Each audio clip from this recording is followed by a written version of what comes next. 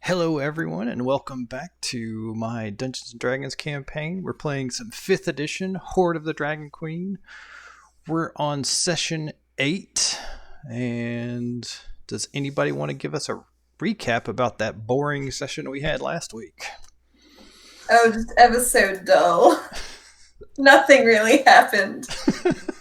It's a good recap. All right. No. Thank you. I've been practicing it all week. No, last week was one of my favorite sessions that I've ever run. So I was really happy with what everybody did and how things turned out. So if someone wants to try and hit the highlights. Sure, I can if nobody else wants to. We started the session during a siege of the town that we've been staying in, which is Berdusk. We knew that there was an enemy army coming, so we came here as quickly as possible to warn them and prepare. I think the siege just started as we started the session. Kyla had an idea that the green dragon assisting the enemies, because they're amphibious, might try to swim up the channel in the city and surprise us in the middle. So we set up a net and crane trap underneath the bridge itself that it would pass under, and we caught the dragon, and we had a pretty amazing fight with everybody, just beating the crap out of this dragon. We managed to down it, and then we saw Cyanwrath fleeing towards the gates, so we pursued him, and we got to the gates in time to basically stop him from letting the army in. Cobus used Moonbeam to basically secure one entire half of the battlefield. Kyla used some lightning bolt and fantastic sleight of hand to take out the entire army that was charging at us. And then everybody else went and tried to deal with Cyanwrath, with Ugg dealing the final blow using the halberd of Frulam Mundoth, his dead lover. Yep. We were the ones that killed. Maybe she shouldn't have been turning into a half-dragon. Listen, I'm not saying that they were in the right, but it is emotionally sad. Yep. It is a thing that happened. Mm-hmm. So the broad strokes, but we had a lot of great moments from everybody, so very cool. Oh, players are already over here on the battlements. Over here is where Mr. Langdedrosa Cyanwrath met his end. And so it's still dark out. The army has run out of range of the archers. The troops are not giving pursuit yet, but you know that there's plans for them to head out there and mop up the remaining forces. They just want to make sure that there is no dragon support. This isn't some clever ruse, because dragons tend to wipe out whole sections of troops if they're out there marching in a nice little tight formation. Let's see. You're up here on the walls, and Cobus had called for the soldiers lying in ambush to come and join you. And so all the archers and stuff were plinking arrows at the retreating army. And so this side of the wall is just kind of filled with troops. One man in particular, let me get my notes up.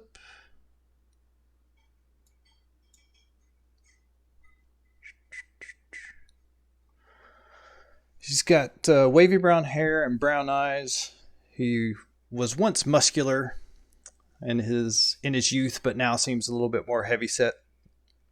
And you recognizing from your planning sessions, and he walks up to Urian, holds out a big meaty paw to shake your hand. He says, "Excellent work, excellent work." And his name is Bryce Stonesworn. Bryce Stonesworn. I should have put him on the session NPC list. I can do that right quick. So, Looks like we've sent them packing. Or it looks like you've sent them packing. Ugh. And Yuri is he's been stabbed and he's been burned with lightning breath twice now.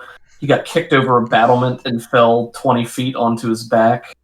And he ended last session with 1 hit point. And we've since leveled up. It doesn't reflect that, but Yeah. he's barely standing, but grips the guy's hand and gives him a nice shake, maybe puts his other hand on his shoulder and is very subtly leaning on him for support. Ugg's in the same boat. He was at 1 hit point. Karen was at 12 hit points and 5 feet outside of the range of a 13-point fireball. It was a very, very close fight on these walls. I don't think she fully realizes how close it was. Because she was here, right? Yeah. I think. So if she was there, her eye patch would have blocked what she was supposed to be seeing. Everything's coming up, Karen. Yeah. The fireball explodes and blasts right over your head as you're ducked behind it. Well, there's a slight warm wind to my side. Oh, that's nice. Beautiful summer. So yeah, Yuri shakes the guy's hand and says, "Oh, yes, it was a group effort. I believe Lady Nightgem is the one who stemmed the foe." He nods over to Kyla and does a little salute. Says, "Well, don't think there's much more for you to do here. It looks like you could definitely use some rest. We'll take over here and leave you to it, I guess." And then he leans in close and he asks, or actually he'll just ask, where are you staying tonight? Oh. He'll look to his companions because I don't think this has been the same day, is that right? Yeah. We've only been here for 1 day? Yeah, you came here for a day and then you set up some stuff, moving some ballistas and setting up the trap for the dragon and planned and basically that's all you've been doing all day. You haven't secured lodging, but I think it would be safe to say you could probably stay at the keep with Lady Celeria if you wanted. If not, there are a few inns in town. He would say, well, at this point I would be happy enough to pull up a nice patch of stone.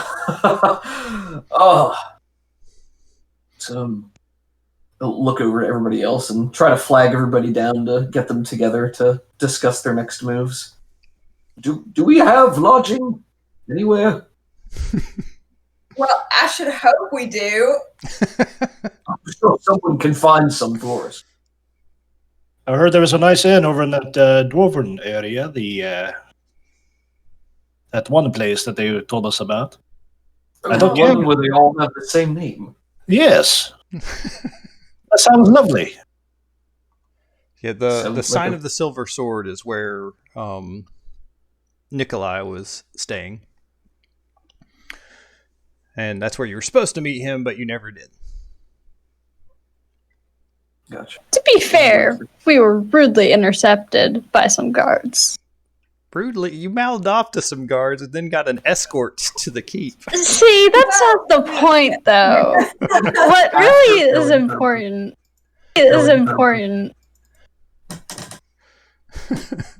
After failing charm person on them. Hey, don't worry about it. Listen, you miss 100% of the shots you don't take. That's true. That's true. That's totally the guards making that stuff up. I don't know what you're talking about. If you don't take the shot, then it also can't rebound from the backboard and hit you in the face. But how often does that happen? This is an excellent point. Circumcision. Listen, she's spicy. I don't know what you want. I want nothing more. It was a great moment. I love it. I guess out of character, if we're big old heroes, like we just did a big thing, so I think Yuri is not humble. He would be inclined to ride right back to the keep to, pound his shield and tell everybody how great they are before collapsing into a heap for several hours. Absolutely. Yeah, Karen's inclined to go back and do the same. Yeah. rub it in the nose of that one guy who was super rude. Yeah, he's probably sleeping right now. During the siege? We'll wake him up. It's okay. We'll wake him up. It's no big deal. It's no big deal. But Bryce will send a couple of guards with you, just to more of an honor guard escort than a make sure you're not going to cause any trouble escort. Makes sense. And just to explain kind of what happened at the walls of the keep. Sounds good. So yeah, you start heading back, and just there's a big mass of troops here. Like they have a standing army of 600, and probably a good 200 of them are milling about either on the walls or down here in the main courtyard. There are some dead soldiers that people are dealing with, and then probably Cobus notices that the huge draft horse that Langdedrosa was riding is off in the distance, just kind of meandering about. Oh my goodness, look at the lonely horse over there. That's the one that Langdedrosa had. Should we take it with us and take care of it? An evil horse? Yes. I'm not sure it's necessarily evil. Could be I don't know. misunderstood. Who knows? Who knows? It could be misunderstood. You can speak to it, can you not? I think you're out of spell slots right now. I'm out of spell slots. I think there's a... Wait a minute. There's one of the items I got, though. Please continue. I'll look for it here. Cool. He was just going to say, you have the capability to speak to horses. I do, think yes. One, so maybe, even if you can't now, we're all very tired. But if we keep it, if we can't question Cyanwrath, perhaps you can question his horse. Find out where he came from, Oh my god. where they went. Oh my goodness, that's an excellent idea. Would a horse remember? Can it point on a map? I've never. With difficulty. Can it point on a map?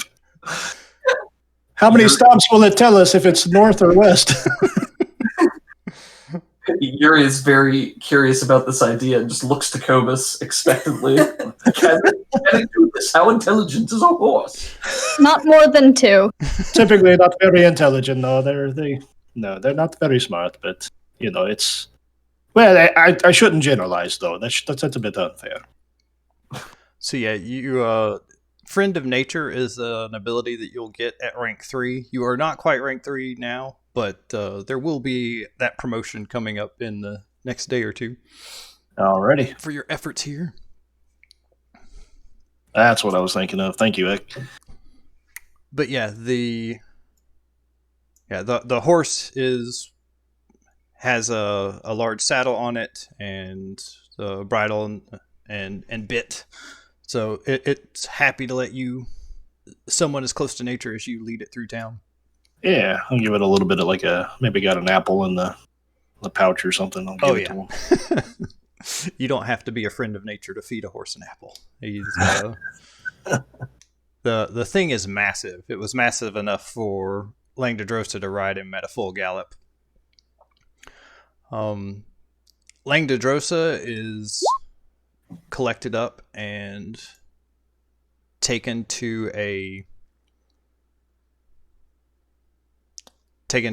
deeper into town to a prison.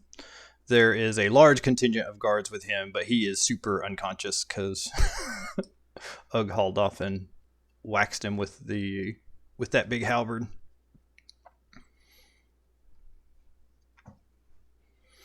Cool. So you guys take the horse and lead it back to the keep. Let's go back to not Greenus. Where's Berdusk? There she is. I like the name Berdusk. It's nice. Yeah, it's got a good feel to it. It just sounds like a full, good. I don't know what I'm trying to say. It's a good name. Excellent mouthfeel. Berdusk. So you guys head back up to the High Lady's castle. Oh, that was cool. You made the icon like move along a set path. I didn't know you could do that. Yeah. Do a quick tutorial here.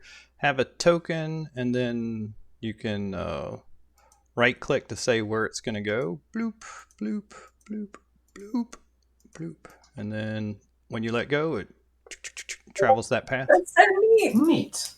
It's useful for also, like, it also does like some recording, so you can undo to see where somebody was. That's something I learned in a game from my buddy John. Cool. Thanks, John, and thanks for the quick tutorial. Sorry to interrupt. You're good. So yeah, you head back to the castle. There's a small group of guards that are with you, and they are like excitedly talking about what happened on the walls and how Langdedrosa shot you guys with lightning, and this huge moonbeam that was just blazing across the battlefield, and you just leapt up on the wall in one bound, and just they're just recounting you with the story that you were there, but they're just excitedly talking about it, like how'd you do this and what happened here, and it's a much different journey than the first one to this castle. Are any of them the same guards as the ones that originally escorted us to the castle, like when we first arrived? I'd say no, but if someone wants to spend an inspiration, then yes. Oh no, I was just curious because I thought that would be funny. But I mean, if I have one, let me check.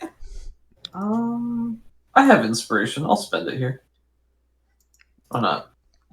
okay, it's not something I'm super interested in. So if y'all are just Well, that guy is less excited, and he's just more quiet, while the other guy keeps like tugging on his arm and says, "Hey, did you see him when he jumped up there? That was amazing."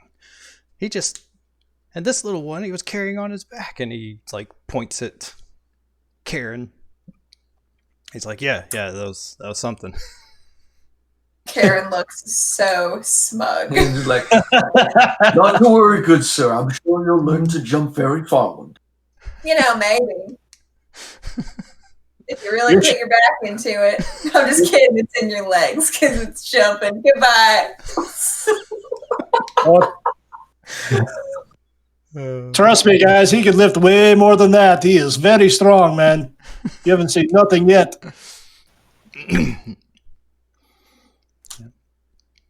Hey, you've lifted a halfling, you've lifted a dragon, am I right? Yeah. not the same thing. Excellent. So yeah, he's just hanging on your every word. Anytime one of you is saying anything, and he's nodding. And but just most of the sounds you hear are just normal, quiet town sounds at this point. There's the clip-clop of the horse walking next to you, and when you get to the keep, they wave you in, and they'll take your horse and stable it. And then you're led into these huge plush rooms.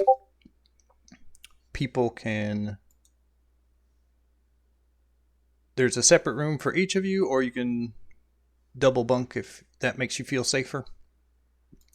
Double bunk.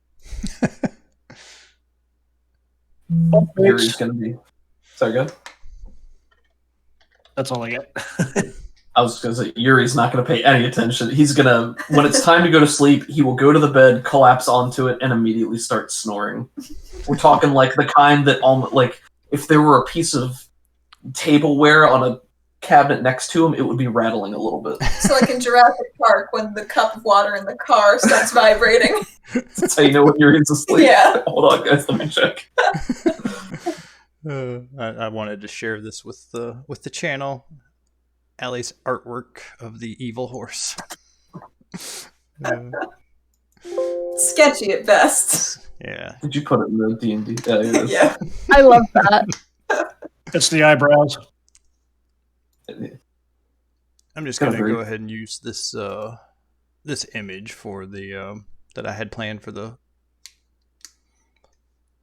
Sword of the Sign of the Silver Sword. So yeah, the beds are plush. There's huge, just fluffy pillows, and a lot of the comfort is lost on Ugg and Yuri, I would say, because yeah, they are beat to crap, and they each just choose a bed and both flop down in unison. Trying not to bleed too much on the linens. And let's see. So, what's the sleeping situation? Are we supposed to be seeing an image right now? Because it's just black to me. Oh, daggum. Sorry, it's got the fog of war. Kyla is good with whatever. Ooh, opulent. Wow. Oh wow. We are in a palace. Yeah, this is a very wealthy city. It's called the Jewel of the Vale, I believe, and it's one of the trade hubs that connects multiple different areas. So there's a lot of wealth here. This would have been a prime target for the dragon cult to hit, but you all thwarted it. So who all sleeping where? I figure Karen will stick with Kyla, just hanging out, winding Sounds down, good. talking about the day. Yuri immediately goes to sleep and doesn't pay attention, so if Kobus is welcome to room with him, Yuri will not know he's there until he wakes up. Yeah, I'll take whatever bunk closest to the fireplace. All right. Yeah, and Ugg usually just follows Yuri wherever he goes, so just same as last time, boys in one room and girls in another. Oh yeah, oh gosh, I never remember her name. Oh, Iya? Yeah. I forget where she is right now. Did we loan her out to somebody? She was she was standing in reserve at the dragon fight, and Gotcha.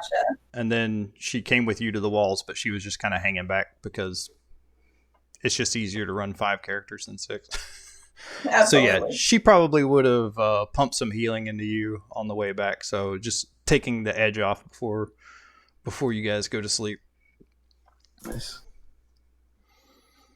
But yeah, the night goes by uneventfully. Let's see, who is getting pinged first? Ping!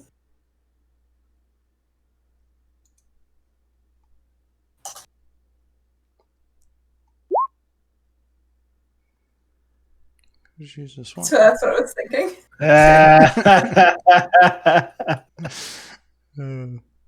The occasional fart.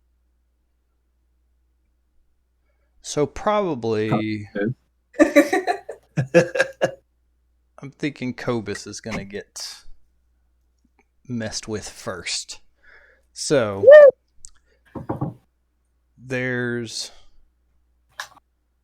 you guys have the windows open just to get a nice breeze through here. And assassin! Ninja! And Kobus, you hear the flapping of wings and look over in time to see this bird transforming back into Azaria Leafwalker. Oh. You had met her out in the woods outside of Windcrest, the town that got just completely obliterated. Yeah, we asked her to scout out stuff. Yeah, and she... let's see.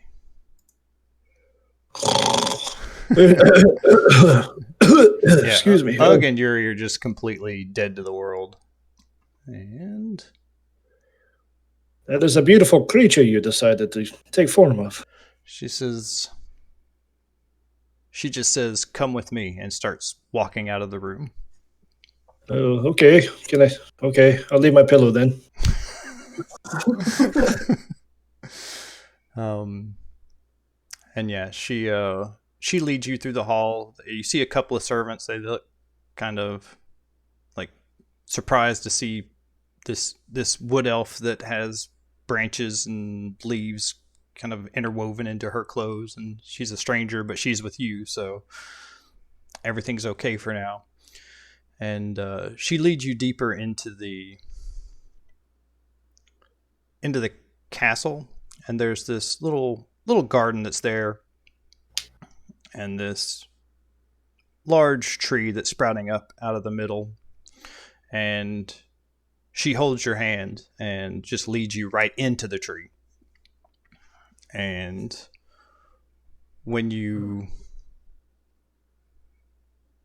there's like this just very odd like sensation as you pass through this tree. It like you feel the scratchy bark, but it just yields completely to you and envelops you, and then you're out the other side. It looks like it's daytime here, but it was dawn where you were. But the sun's much higher in the sky here. Let's see. This was amazing. I've never experienced that before. I've only heard tales. Yeah, there's a natural spring in this just wooded, rocky area. There's stones covered in deep green moss, and in the distance you see an elk grazing on the opposite shore. Birds flutter overhead. It's just teeming with the sights and sounds of wildlife. This is truly beautiful. And you see a few other druids, as when Azaria walks into this area, they stand up and approach you. And she introduces you she's just very terse in her words, and just, it's like she's not used to speaking. And she says, "This is Cobus, and he helped put some balance back into nature. There was a dragon that needed to be stopped, and he helped do it. And for that, we are going to promote him within our ranks. From this day forward, you are known as an Autumn Reaver." And she explains kind of more details about what the Emerald Enclave stands for, and gives you, first thing she gives you is a ring, and she says, "This is a ring of tree walking.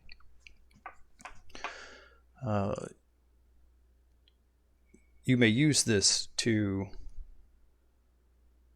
transport to any other tree that you've ever touched, you plus 2 other people. You can do that once every 3 days.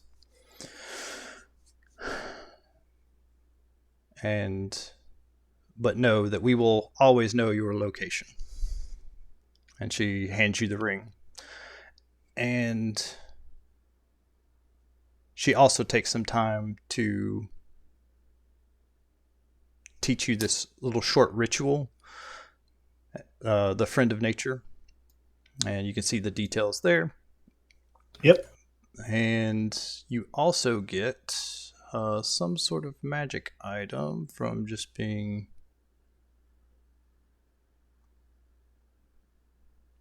Is it just the... I was thinking that you would also get a magic item, but I don't have it. Yeah, everybody gets a +1 magic item at this rank. So she has a selection before you of a few items that you could choose from. It could be an armor, it could be a weapon, it could be a shield. Or if you had something else in mind, you could run it by me and say, "Yeah, sure." Oh, let's go armor, I guess. Okay. Well, whatever kind of armor you want, it was already crafted here waiting for you. Oh, wow. I'll be very humbled by their generosity and thank you very much. This is most gracious. I had no idea that you are so friendly to people like myself. I will cherish these things and take very good care of them, I promise. And I will continue to try and do my best to maintain balance out there in the world. She nods and says, "We would expect nothing less." And the rest of the scene is just kind of relaxing, enjoying the sights and sounds of nature. This is like a little druid grove. And I wonder, could I meditate and rest here for the rest of my time until it is time for the morning back with my friends? absolutely. This is much. What you Much did. Go ahead. This is much preferable to the city life. Yes, and her nose wrinkles at the mention of the city. But two sides of the same coin and all that. That is just you. That's just the way of people to exist in this world. All part of the balance. Thank you. And yeah, she lets you hang out there, and when you're ready, she'll take you back. And that's all I got. Cool. All right. Let's see. Probably next up would be Kyla. Yay! Yay! And let's see. Who are you? You're one of them. One of them harpers. You were already a rank 2 harper, right? Yes, I want to say so. Because I remember using the city eye ability or whatever. Oh, yeah. It was called. Where you identified some cultists in the town. Yep, that's the one. Excellent. So yeah, Lady Celeria knocks quietly on your door. And yeah, so there's a quiet knock at your door. Right, yeah, I suppose she will get up and answer it. Yeah. And it's very early. You weren't too badly damaged in the previous fight, right? So I want to say I was a little less than half health. Oh, okay. I definitely was damaged, but I don't think it was nearly as bad as other people who were fighting Cyanwrath. Well, then she probably would have let you sleep in a little bit, but hopefully catch you before your friends woke up. But anybody that wants to, or I guess, Allie, if you wanted your character to witness this part of it, then feel free. Oh, she's gonna eavesdrop so hard. Like she's on that fancy couch there, like asleep with a bowl of fruit next to her, but she's listening. Yeah, so Lady Celeria is there. It looks like she's in battle garb, and it looks like she stayed up all night long. She doesn't have any damage to speak of. And but she asks, Kyla, word has gotten back to me of your part in driving back this army, and I think now it would be time for us to recognize that. Would you come with me, please? Yes, of course, right away. She probably leaves anything she won't need behind, so Does Karen do anything with this information, or just... She seems like she's on the level. She'll stay. Okay. All right, so Lady Nightgem leads you to a... Oh, I'm the leader now. She leads you into a side room that is a study with lots of these huge bookshelves. And she reaches over. You can't quite see what she does, but she triggers some sort of catch or something, and one of these bookcases swings open, and she leads you down the secret passage that leads outside of the keep. There's once outside, the sun is up, but there's not very many people out and about right now. The dawn is just starting, and oh wait, no, I said you got to sleep in a little bit. So yeah, there's a little bit of hustle and bustle, but she pulls her hood up over her head, so she's not recognized, and she just leads you through the city. Where does she lead you? To the Harper thing. Wasn't there like a Harper section? There's like the headquarters of the Harpers, like right here. Why aren't you pinging? Oh, because I'm trying to reveal a section. Beep. So yeah, she leads you down into these. There's all these temples to various gods here. But inside one of them, there's just this huge, glorious hall with these high ceilings and stained glass windows. And inside are just several people, like we'll say a dozen.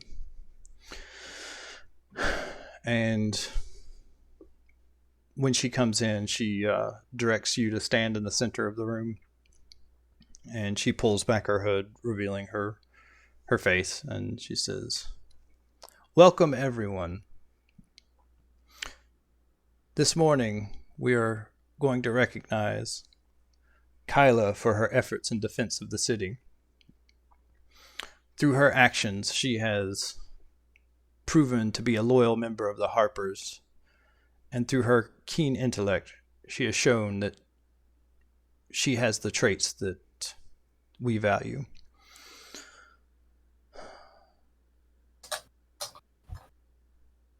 And because of her, we will be defeating the army of the cult in the coming days." And there's my faction info.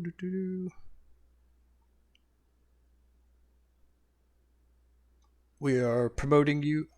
It is by my power that I am promoting you to a bright candle. And she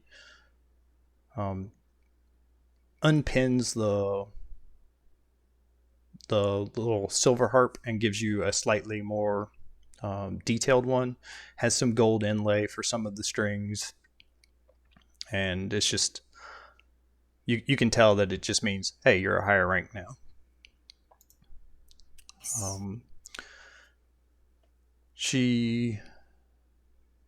Somebody comes up to you, and in their arms is this pillow, and on top of it is a folded, very fine material cloak. And she explains, "This is a Cloak of Elvenkind. May you bring light to the shadows." And she offers it to you. And also, there'd be a +1 magic item of your choice. Could be a weapon, could be an armor, or could be something else.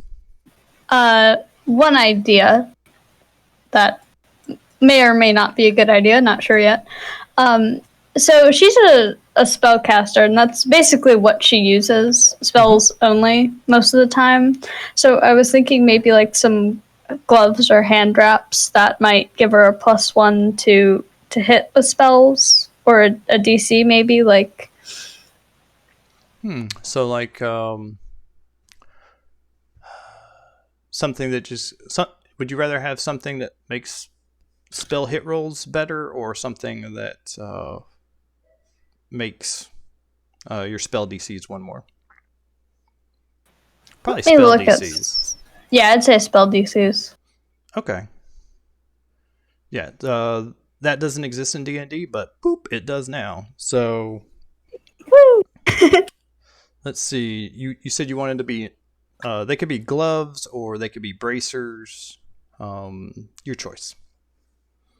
Or it could be like a staff or something with some sort of magic orb or whatever. I think bracers would be cool. Bracers? All right. some art on those later. But I think to the Harpers, she will say, "Thank you so much. This is a great honor." And let's see. And then looks like you also get Master of Disguise. I'll let you read that. Oh, and one thing for the audience, I just wanted to say that I stole a lot of this from TOMÁS GIMÉNEZ RIOJA, his website. He had a lot of cool abilities and faction benefits that I thought were very interesting, so I just stole them pretty much ad hoc. All right. And with that, there's a small ceremony where people come up to you and either pat you on the back or shake your hand, and but soon the crowd disperses and she leads you back to the keep. cool. I'm gonna look up the Cloak of Elvenkind because I think it can change color, so I want to see what it would look like. Well, it can be whatever color you want it to, starting out. Bam. Yellow or gold? Like a gold yellow, but not metallic, obviously. Gotcha.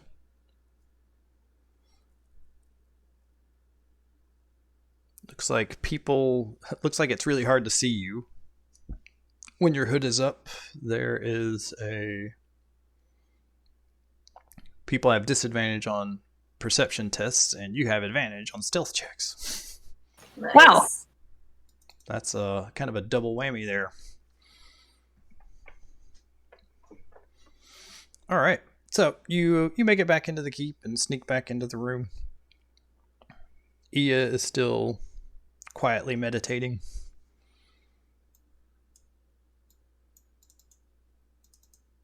Let me see. When we were in the Harper hideout and whatnot, was there you said there were a bunch of temples to various gods? Mm-hmm. Were there any to Bahamut? Probably not. That's typically a dragon. That's like a god in the draconic faith, and this is more humanoids. But you may have found a small shrine to him. That would. You broke up there. What'd you say? Oh, I was saying that we had the idea of Kaiwa doing a sort of prayer for the green dragon, and I was wondering if there were any shrines to Bahamut, because she obviously doesn't want to pray to Tiamat. Praise Tiamat in all her glory. Yeah, you can find an appropriate spot for that kind of religious ceremony. Okay, cool.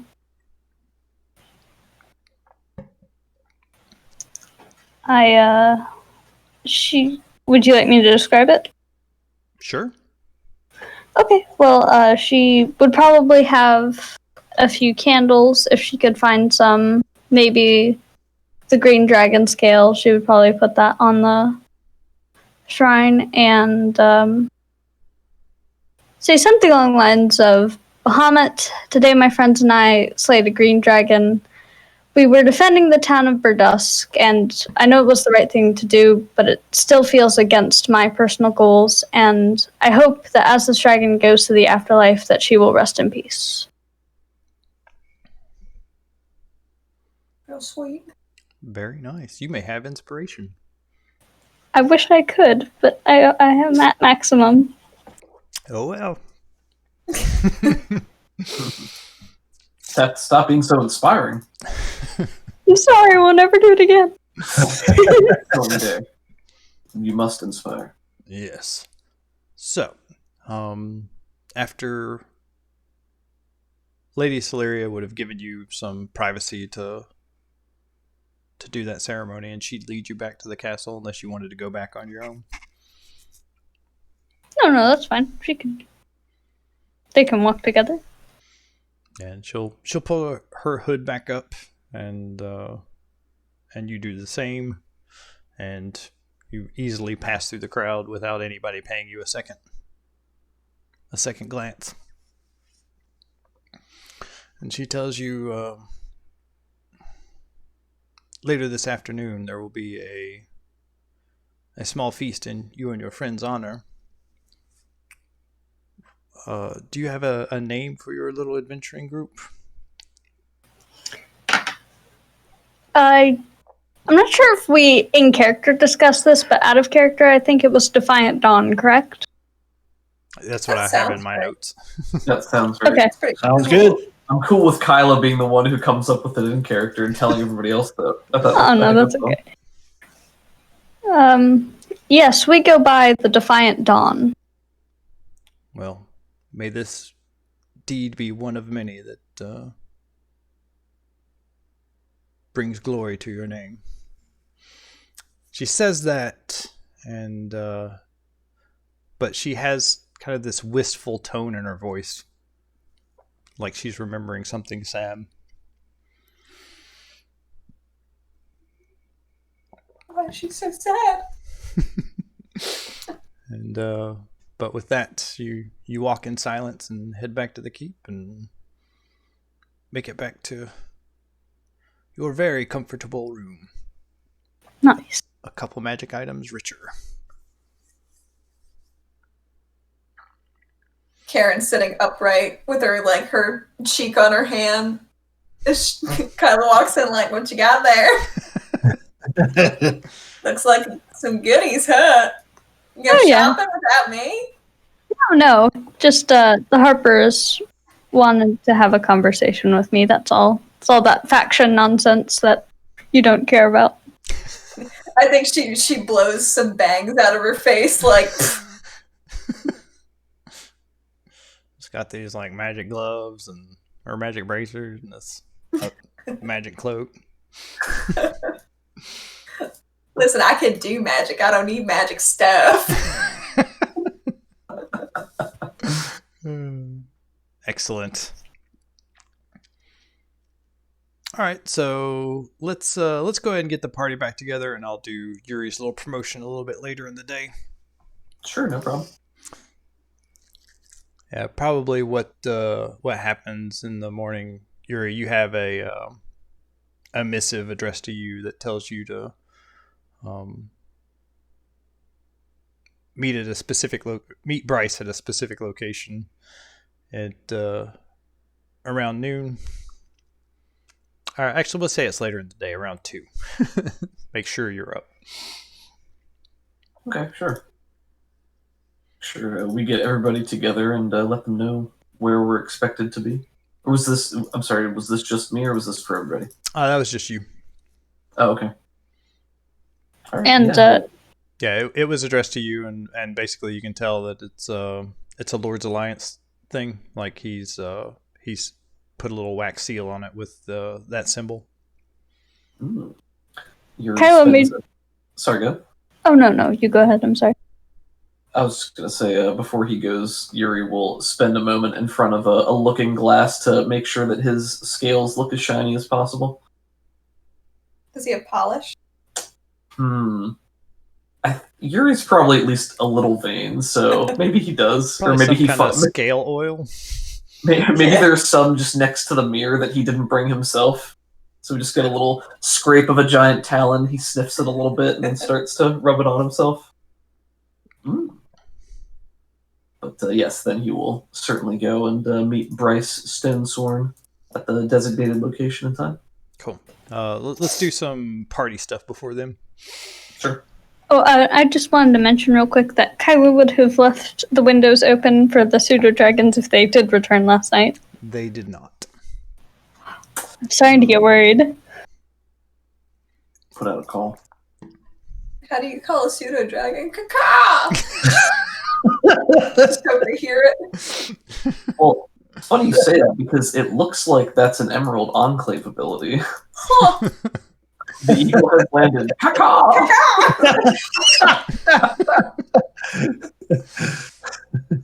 Oh man. Man, I'm glad that was codified. So convenient.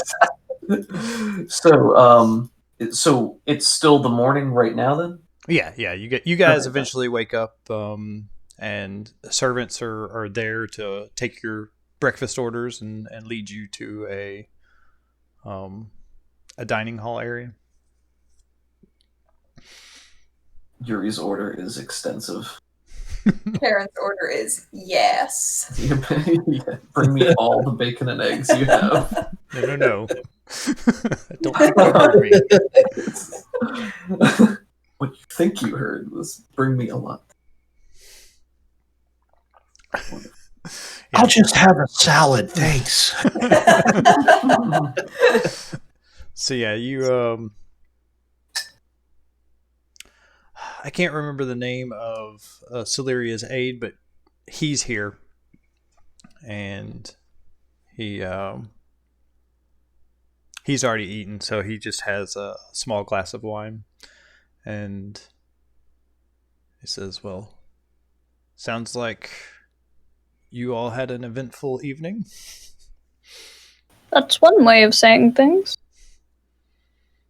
His name was Haynes. Haynes, that sounds Was right. he the guy that was rude to her? Yeah.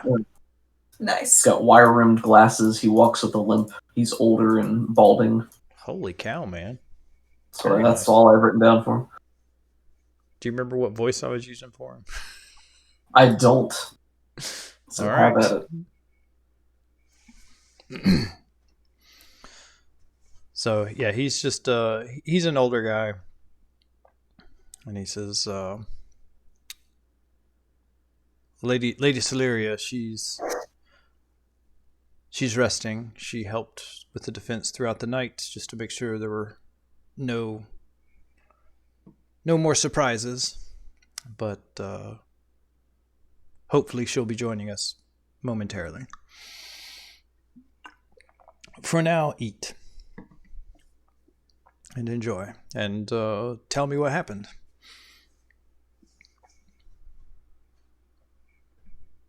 Well, you Well, remember that army we said was coming? That happened. Just FYI. Yes, I am aware. Doesn't look Good. like he's looking to make peace with you. She's fine with that. She'll win him over through her garbage mouth. well, last night we started at the bridge. The green dragon swam upriver, and we did manage to slay it after it fell into our trap. After that, we saw the local leader, Cyanwrath, heading east to the gate from the inside of Berdusk. So we gave pursuit. We made it to the gate, and we took care of the forces there, and we were able to drive off the army with a few spells. And where is the dragon now? The dragon should be on the docks near the southernmost bridge. Ah, well, it isn't. Oh? Yes, we sent some troops out there to investigate, and there was definitely signs of a struggle. That crane has definitely seen better days, but no sign of any dragon. I thought we killed it. Maybe it was just unconscious.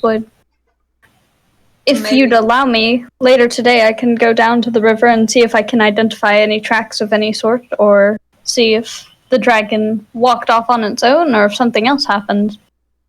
Maybe we should invite good Mr. Komarov to the keep and shake out his pockets.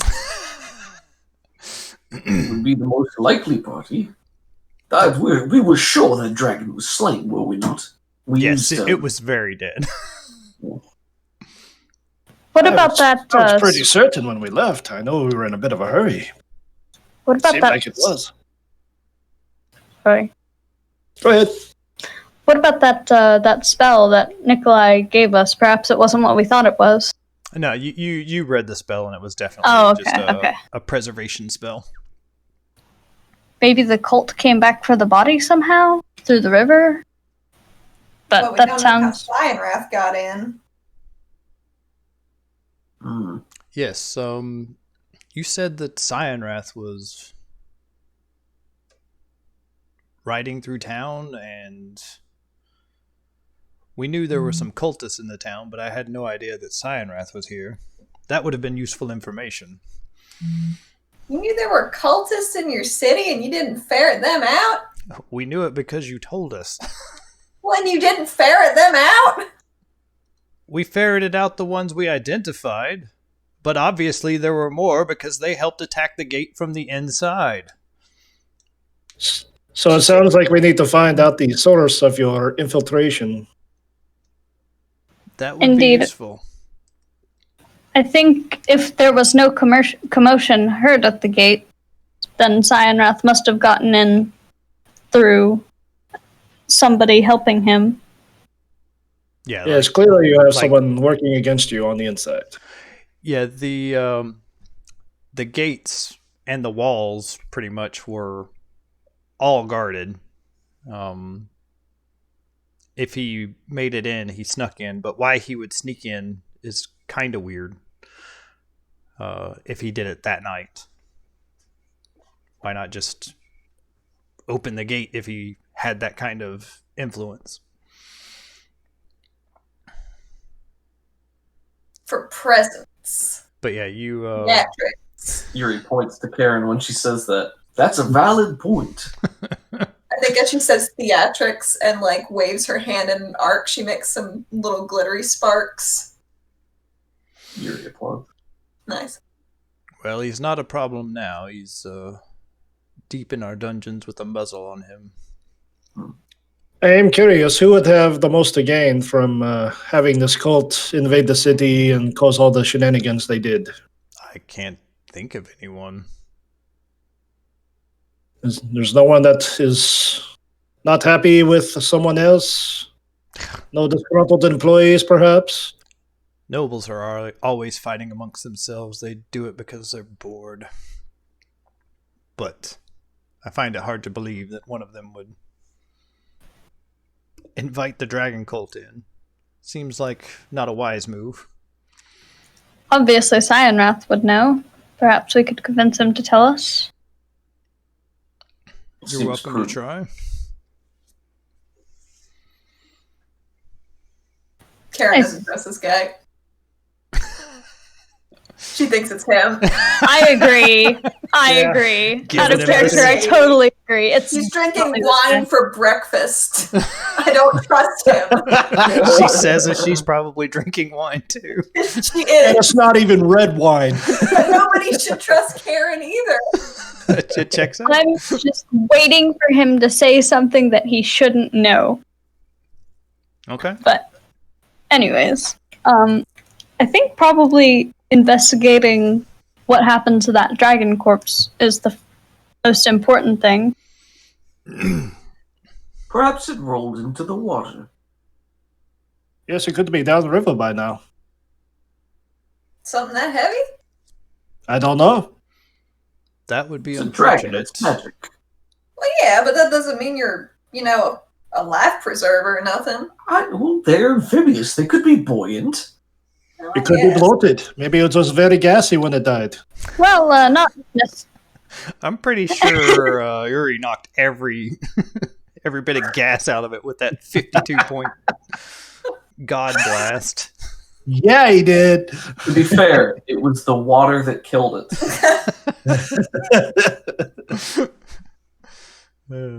But yeah, you're probably about halfway through your meal and you're like, man, we should get down to the docks.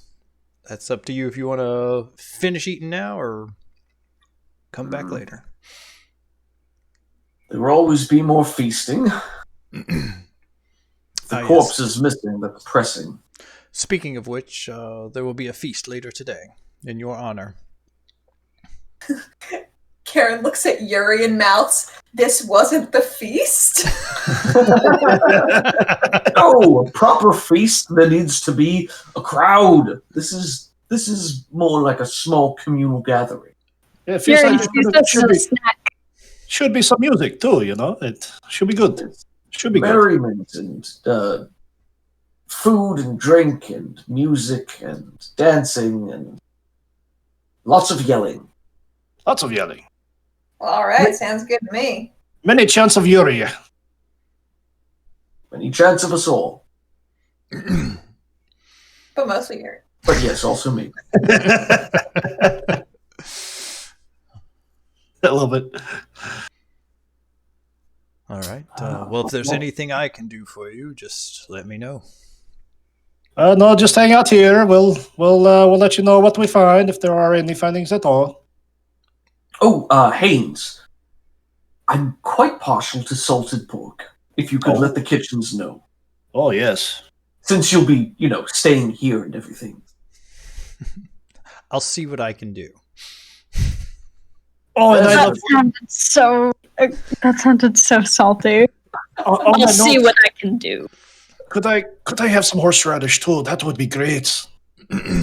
Yes, you just give your orders to the servants. Okay, great.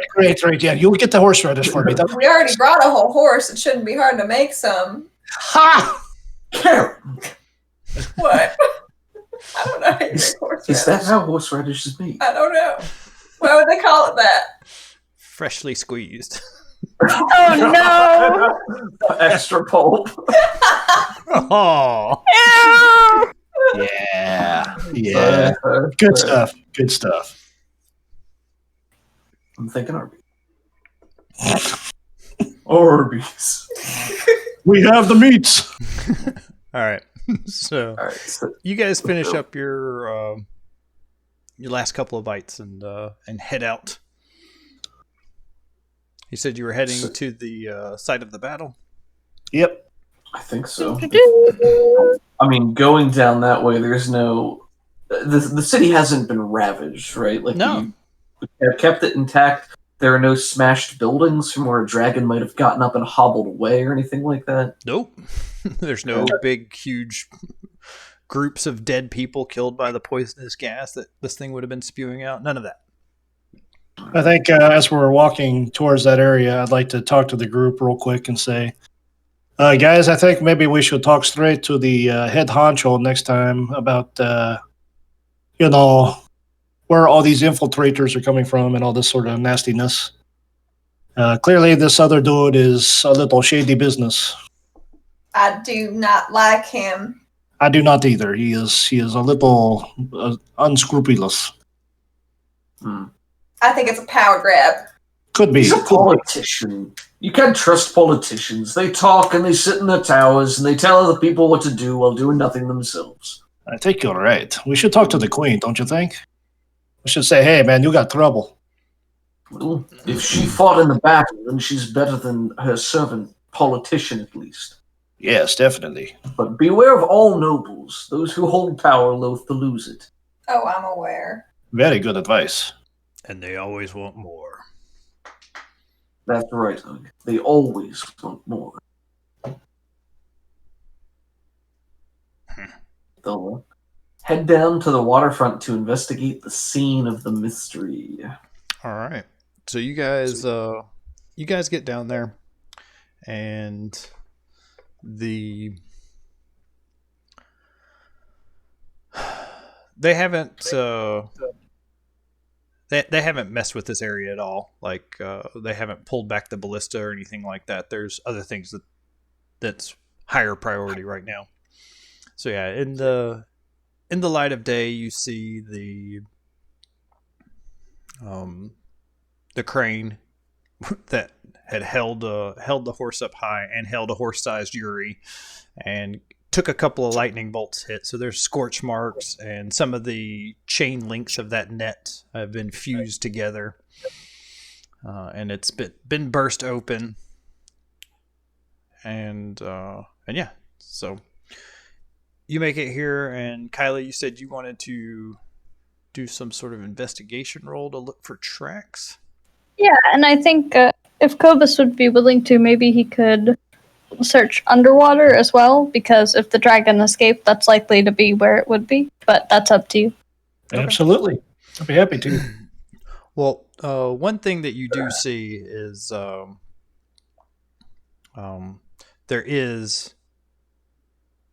there are definitely like muddy footprints in this general area, and some of them are dragon. So, go ahead and give me. Where is your sheet? My theory is that it could have been another green or black dragon, perhaps, that took the green dragon body back down into the river or away for whatever reason, perhaps to raise it up as a Dracolich, which would not be very convenient for us. A Draco what? A skeletal dragon. Oh. Undead. Undead. Ugh. I think this would be investigation. Since it's dragon related, I'd give you advantage at this roll. Sounds good. We'll say DC 13, but if you fail, it's just going to take a lot of extra time. So if there's other stuff you're wanting to do, we'll say you have basically three slots to do something, and this will eat 1 slot or 2 slots if you fail. All right. Before the feast. After that, you can do whatever you want. Ho-ho! Who needs advantage these days? Goodness. Right? All right. Any more than one die is just showing off, really. So, yeah, you start identifying. It looks like after it fell into the water, it got dragged through the mud, and it came up onto shore because you guys drug it up onto the docks. And it looks like it stayed here for a time. And then you see it looks like it got back up and started walking north along the shoreline. So up, like you guys were, I'll move this down to here. Is this where we're at? How recent are the tracks? Yeah, that's where our battle was. Yeah. Like, did the dragon just get up and start walking away, or was it like an hour ago? Or? It's hard to say. Okay. These tracks are over less than a day old, but that's about as much information as you can get. But with a 19, you're able to easily follow the tracks. It looks like slowly but surely the mud kind of wears off its foot, but you still get like a toe print that you track up the way until you come to this little sewer grate. There's a massive tunnel, probably 10 feet across, that puts some of the town sewage, just dumps it directly into the water here. It's not a pleasant smell, but it looks like it turned and went into there. I hate to say that this doesn't make any sense. We killed it, and it obviously got up and walked away. That's what it looks like. That is... Sorry, go ahead. No, go ahead. Kyla's just busy being confused. I was going to ask if Yuri could use his divine sense, which I don't think I've ever used so far. Ooh. I can sense the presence of powerful good and evil. I use an action to open my awareness. Until the end of my next turn, I know the location of any celestial fiend or undead within 60 feet that is not behind total cover. So maybe if he can just sense anything down in the sewers, like from where they are, I don't know. Yeah, from It's 60 feet and it doesn't go through total cover. So I guess Right. this would only matter if we were looking down into a dark abyss and it was Mhm. just hiding in the shadows or something. But it works for celestials, fiends, and undead. You don't get a direct sense. but you do just like kind of get this sense of undead in the area. Oh no. Oh dear. Yeah, we see this golden gleam in his eyes. He's peering down into the grate. It says, "There's something foul here. Undead, a scent in the air, a feeling." Oh man, Yuri, are you Oh, okay? dear. You got the crazy eyes going, man. There's foul work here. Oh, this is concerning. This is very concerning. I'd hate to go down there, but I think that really is our only option if we want to track down this maybe alive dragon. We should probably let someone know if we're going to go down there, though. I do not sense the living in the depths. But Yes, we should pursue it, or at least try. We should definitely notify some local guards or whatever. Let them know that this may be a bad source. Yeah, you can send Ia or Ugg to go do that. The rest of you can go traipsing down through there. We'll send Ia? Karen, with a sigh, hops up onto Yuri's back. Or we could send Karen, and Karen could run Ia or Ugg. No, she just doesn't want to touch like the sewer floor with her feet. Like that's nasty. Yeah. What do you mean? It's very fertile ground. You could, it's very good stuff. I do not want that on my sandals. No, thank you. Not your open toe. Open toe sandals are not good. Yeah, Oh. they're not. Ugh. Kyra's just gonna fly through the tunnel and start walking. I'm just kidding. Spending a level 3 spell slot not to deal with this. Thank you for that picture, Eck. Do you think they make galoshes in my size? I sincerely doubt it. We could look. I admit to having trouble finding any type of footwear aside from large sandals. Oh, There are. we'll gotta find a custom little cobbler there. We'll get fixed.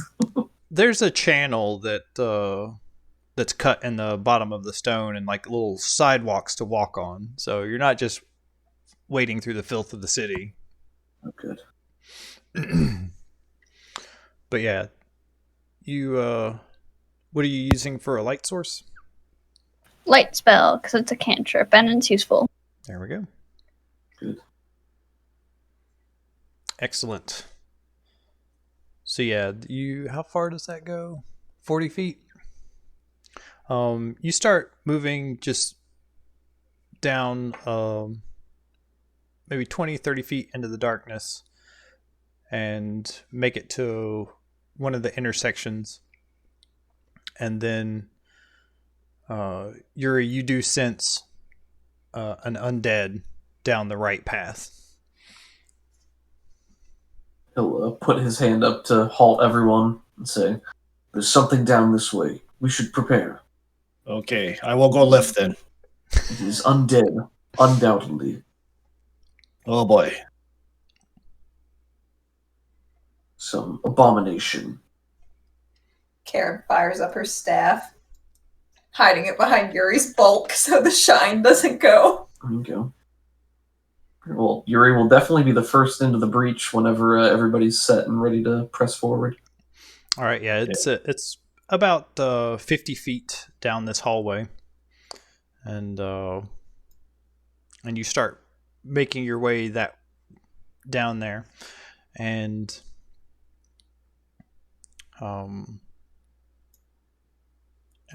did that work? There we go.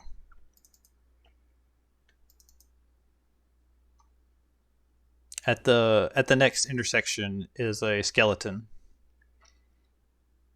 Just a humanoid skeleton just standing there. Looks like it's wearing just some rusty bits of chainmail are hanging off its skeletal frame, and it has a pitted and chipped short sword. Has it noticed us?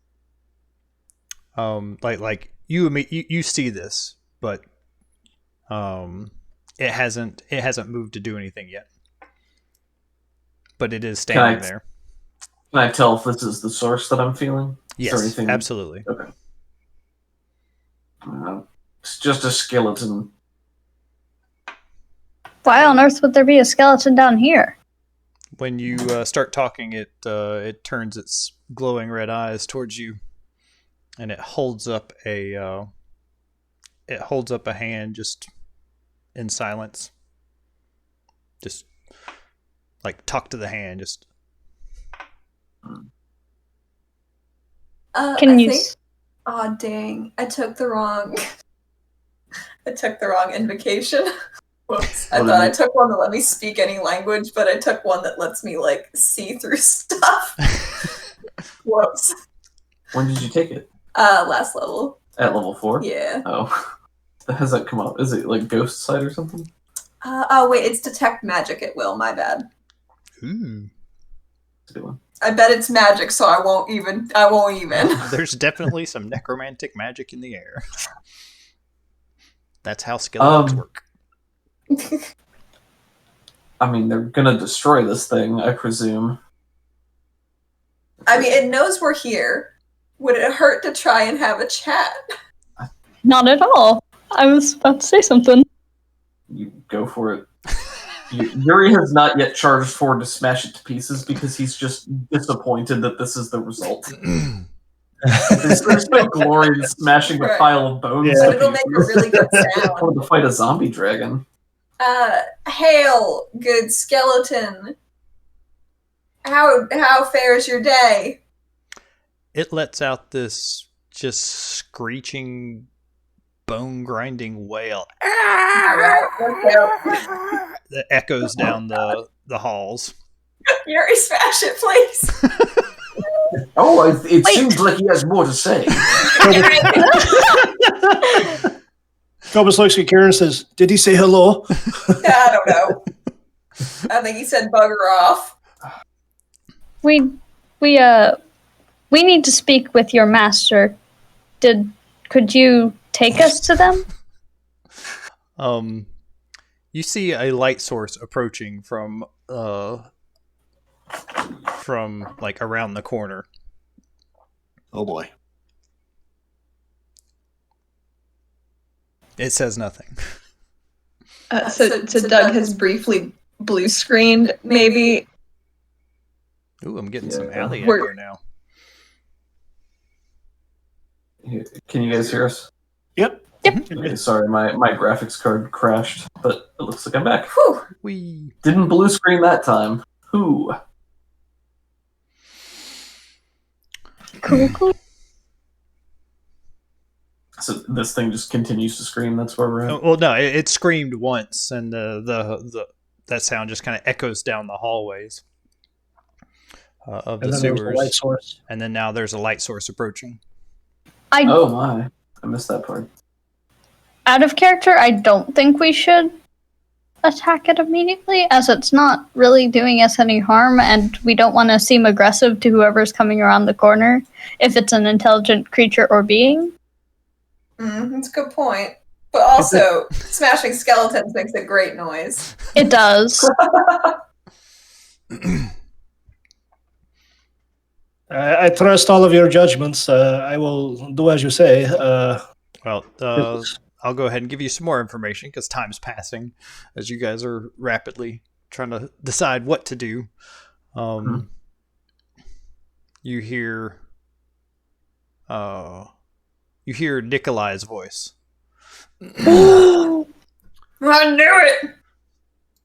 What is the meaning of this interruption? What is the meaning of you being in the sewers? I am dissecting a dragon. I did not think that was something I should do in the market square.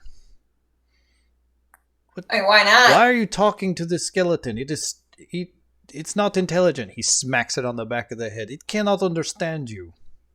It might have had a relay in its mouth to someone who was... It doesn't matter! Fools. And he just turns around and starts walking back into the sewers. You know we killed that dragon, right? Whoop. Yes, of course. Calling us fools. I see your point. Hmm. Did Carla, Maybe- did you know how to get a scale for this dragon? Maybe just not as intelligent as you could be. Yuri has no argument against this.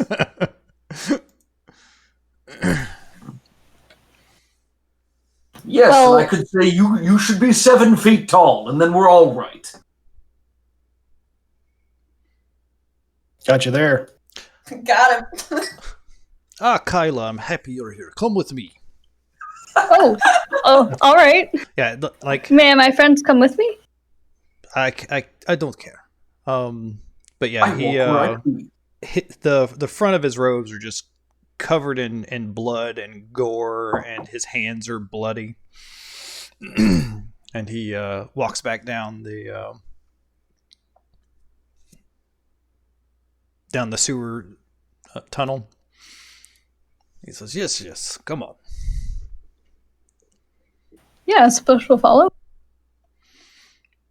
All right. Yeah, he takes you in, and the next chamber is well lit. It looks like this was probably there's a lot of weird stuff for this to be a sewer. There's this stone, like raised stone platform in the center of this room. There's a couple of just like super old tables that are rotted but still able to support things, and a chair. And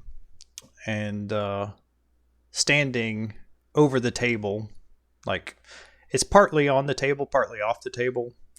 But when you come in, the dragon's dead eyes swivel around, and its head snakes around to look at you. Ugh. Oh my! The skin's been peeled back, and in the throat area, he's got some of the muscles pulled back so that you can just clearly see the poison sacs that generate the breath. And he pulls out like a glob of something from the thing's throat and like just plops it down into your hands. Hold this. And then he starts going into some of these just deep medical terms that you don't fully understand. All the while he's like pulling around in this thing's neck. The dragon is just standing there. And you're, yes, definitely. This dragon has been animated. You need to release it from this. Can't you just dissect it while it's laying down? It's more convenient. So if I have to move it, I cannot lift a horse. Like the thing is occupying a good portion of the room here. I don't suppose it can understand us, can it? No, it's dead. It's as if, how do I say? If you animate a suit of armor with magic, it doesn't have feelings. It doesn't have a brain. It cannot think. It's magic. Don't worry about it. But this kind of flouts kind of your beliefs, and this is one of the reasons why you did not like this guy and why he's not you're not a fan of his work. Karen thinks this is very pragmatic.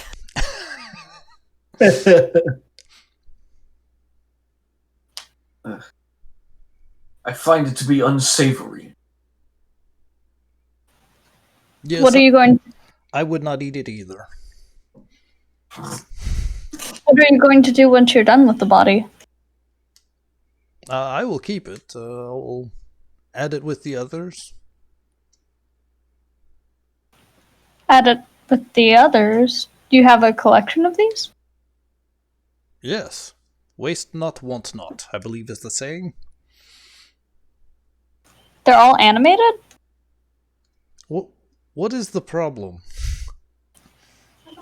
The problem is... You seem to not understand, little girl. Where am I losing you?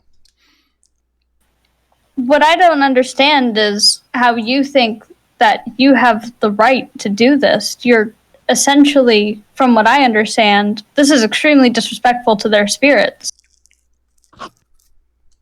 I mean, the spirits are already where they're supposed to be going, Kyla. I don't really see a problem with this.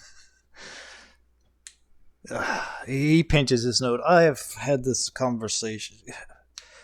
Simple peasants do not understand that necromancy is just a tool, the same way a sword is a tool. You can use it for good, you can use it for bad. It matters not. There's no soul trapped in here. He pokes it in the eye. Yeah, I bet a soul it wouldn't have liked that. If, out of character, is he telling the truth about necromancy? Because I don't know a whole lot about necromancy. What's your Arcana at? Do you have it trained? I want to say so. It's proficient and it's a 4 plus 4. There's two schools of thought on necromancy. In general, most people think just necromancy is just flat out evil, and it does torment the spirit of the person whose body was animated. For things like horses and animals that don't traditionally have spirits, unless you're like one of them tree hugging druids. I don't know. It's kind of up for debate, but he is of the firm belief that it doesn't matter because he's a necromancer. Alright, I think she'll say, where do you keep the rest of these dragons? I would be quite interested in seeing some of them. Yes, and where do you keep all of your fancy magic items? And your treasure, and a list of your 10 favorite fears. I don't believe I have one of those. Ha. But this dragon was incredibly evil, as we saw when we literally clubbed it to death. I don't see a big problem with this, personally. Well, if he can command the body of a dragon, even if it has no spirit, is it not still dangerous? Is it not still capable of biting a man in half or breathing acid upon it? I don't know, can it still breathe acid? Poison gas, but I have not tried. I've never had one so fresh. Lucky day for you, bud. He reaches up and squeezes the poison sacks, and like this just puff of noxious fume kind of comes out into the air. Everyone but Kobus is like, oh, it stings your eyes. It's nasty. Did you cut ventilation shafts in here? It's a sewer. I don't think you want that. No, that's true. I don't think it would produce. Maybe we could get one more attack with it. But its metabolism has stopped since it is dead.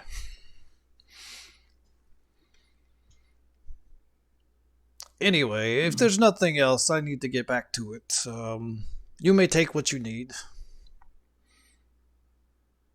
I am curious, what specifically are you going to do with all these parts? I mean, I know you see like this this thick tome that's kind of similar to Kyla's in that it has drawings and diagrams and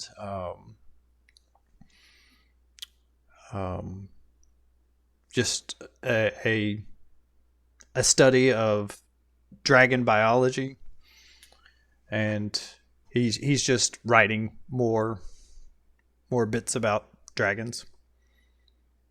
Out of character, I'm really having trouble deciding what to do. Because on the one hand, if we found this group of animated dragons, that would be really cool. That would be really cool. But on the other hand, I really don't know how we could get to that. Like, I'm not sure if Well, If you know that Nikolai has a tower somewhere up north. Like, he's of high enough stature that he has his own little wizard's laboratory. So, in a meta capacity, we know that this guy is a powerful wizard.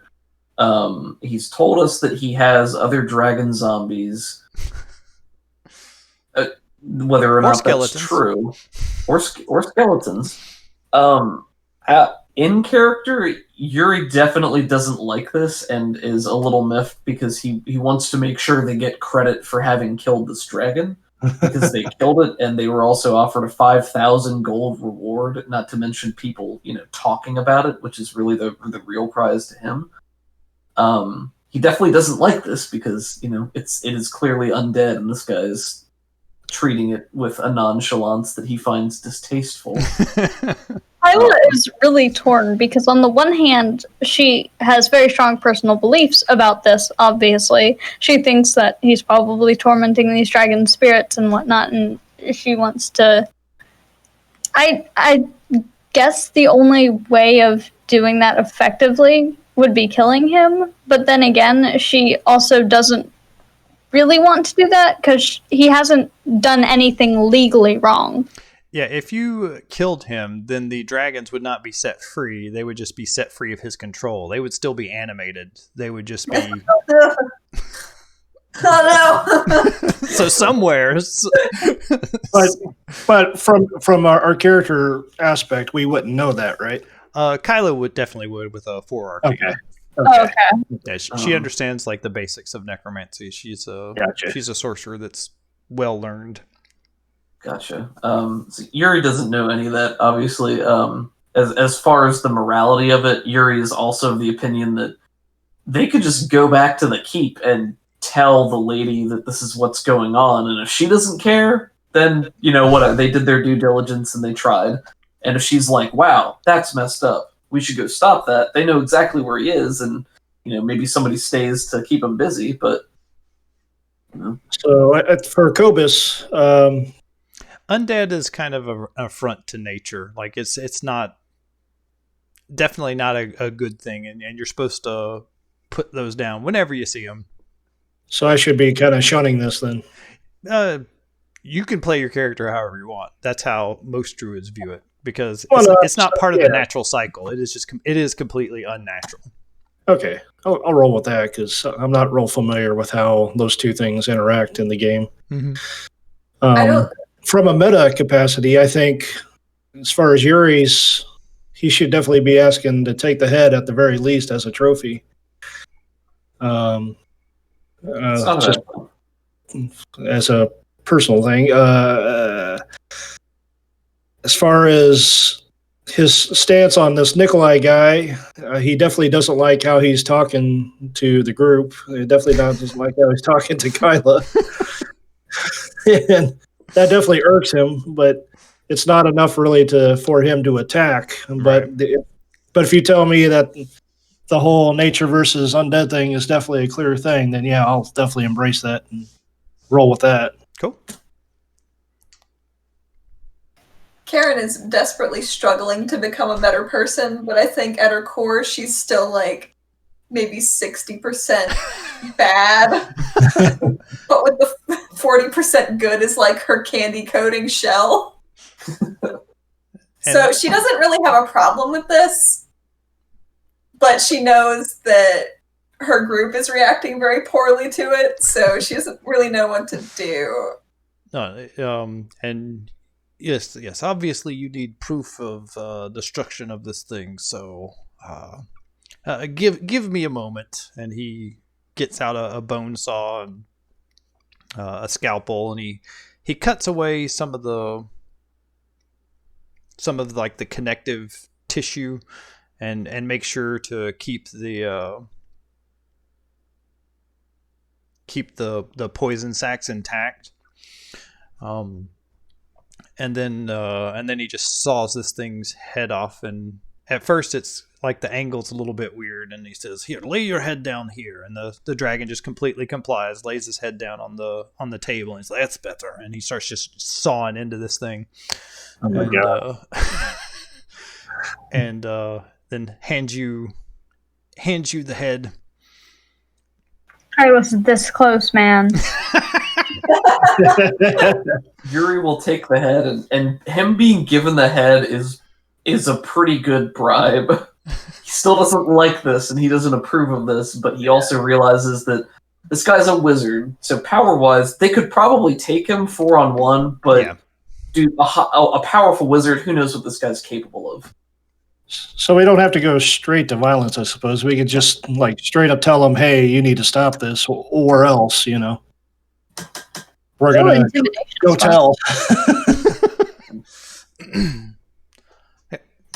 You could do that. Let me know if you do that. Can I try persuasion? Because that's a lot better. My intimidation's only a +3 and persuasion is a +6. You can spend some time trying to persuade him, but persuasion's not going to do it. He doesn't care what you have to say. This is his life's work, and that's what he's dedicated towards doing. What was that guy's name that Karen doesn't like? Was it Haynes? Haynes. I think while her group maybe is talking amongst themselves, she sidles over to Nikolai. It's like, so what's the odds that head stays alive long enough to eat someone? What's the over-under on that? What's the over-under? It's detached from the main body, so it is no longer animated. He pokes it, and you try to make it do things. How is that even useful? Because she walks away. I'd want to know your plan, but I could make that happen if you want. She turns around with her fingers on her chin. But, Karen. I'll grab the skull and start opening and closing the jaw and start imitating talking it. I'll trust that Haynes guy. I will eat you. That's a type of manual necromancy. Kyla is walking out of the room. Yes, I don't trust any second in commands set to inherit some power. Someone had to let Cyanwrath in, and he'd be well poised to benefit from a city falling. You think it is Haynes? Just look at him. Wine, breakfast, drinking. You wouldn't know anything about that, would you, Nikolai? He wipes some of the gore off his hands. Well, we cannot always judge the covers of books. Can I insight check his butt? Let's see. What would a failed insight check here do? I guess a failed insight check will just end this conversation, and he will demand that you leave. I'm good with that. We'll say DC 14. You got this. Yeah. Where's the answer? There it is. Nice. So what question are you wanting to get kind of the underlying meaning of? I'm insinuating that if he has anything to do with it, I want to see if he has any kind of tell on that poker, what kind of poker face he has, if he's going to give me any revealing body motions of any kind. Yeah, you know that he is definitely not part of the dragon cult. Okay. Yeah, just That's a shame. You you give him the once over, and just part of his body language, he seemed genuinely kind of surprised that you suggested Haynes was part of it, and just he hasn't done anything to suggest that he's part of the dragon cult. Exactly. He's so surprised because you don't think it's him. You think it's some other guy. I am telling you, as the game master with that insight roll, he is definitely not part of the dragon cult. Maybe not part of it.